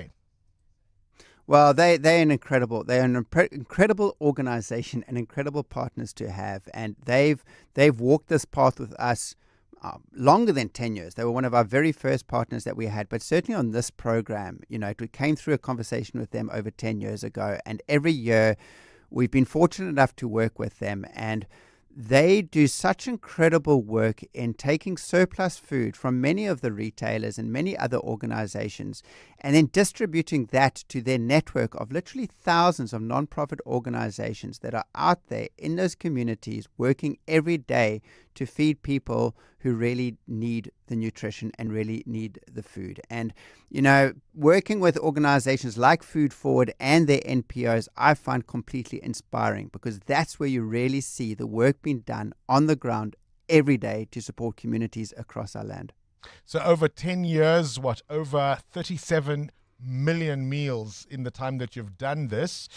What comes next for Hunger Month? What's the long-term vision? I think the long-term vision is to keep growing it, is to keep growing the awareness, to keep growing not of hunger, like I said earlier on, of organizations like Food Forward, of trying to get people involved, not just for the 1 month, but right throughout the whole year. The way that we work as an organization, every single one of our stores is actually linked to a local non-profit organization specifically aimed at providing nutrition to children. So that happens throughout the year. So for us, where does this go? Well, I'm worried about when I sit down with Brian, the CEO, what he's going to say for next year. I'm definitely worried about that target. So hopefully he's not listening to this. But I think it's to grow the impact, to grow the awareness, and really to keep the collective effort of generosity so we can really eradicate hunger in South Africa and play our role in that. I think let's round it off then to that generosity, because all of this starts at the till point. And I expect, Andrew, it's easy for people to think, but what could my little donation do? How much of a difference can it really make? And the truth is, it can. It really can. It was 47 cents for a meal. And the way that that's calculated is it's really the distribution cost for Food Forward to get that food to the communities that they serve. And for as little as 47 cents, people did contribute. And together we raised over 16 million meals. So absolutely, every small bit helps. Every meal feeds a hungry person. And if we all do that collectively every day together, we genuinely and really can change lives. From an organizational point of view, I mean, obviously, you've got to get employees on board, suppliers perhaps even, and your franchise partners to make this possible. How, as, of course, the head of HR, how easy is it to drive that kind of culture in the organization to say, we're not just here for profits in the retail space, we are here to make a difference, and that's who we're going to be? It's such a great question. I think, it's an interesting one. It's for the vast majority of people don't get out of bed in the morning and think, how can the business make more money? Of course, management and everybody else do. But for the vast majority of people, they get out of bed in the morning and they want a meaningful day's work, and they want to get paid for that meaningful day's work. And there's so many challenges that our people face where they come from, in the communities and across South Africa. And I think that corporates and businesses have such an opportunity to really provide a safe space for people, a place where people can come to work, where they feel they can belong, where they can genuinely look at growing beyond what they ever thought that they were possible of. And I think that's the opportunity for us as corporates, is how do we identify talent that doesn't look or sound like I do? And how do we give people who didn't have the same access to education that maybe I had a real opportunity to thrive and to develop their full potential? And I think that's the beauty of this. And I think programs like this, where they see we're not just doing things for the business, but we're actually doing things for the communities where people come from, that goes a long way. And I think it goes a long way in why it goes a long way to explaining why people became so involved and supported this program so much within the organization. Fantastic stuff. 37 million meals in 10 years. Andrew Milson is the HR and Sustainability Executive at Food Lovers Market, a corporate that cares. 702. More than a radio station. Let's walk the talk. Look at the time. I've stolen a minute from the Clement Manyatela show, which starts now. This is EWN.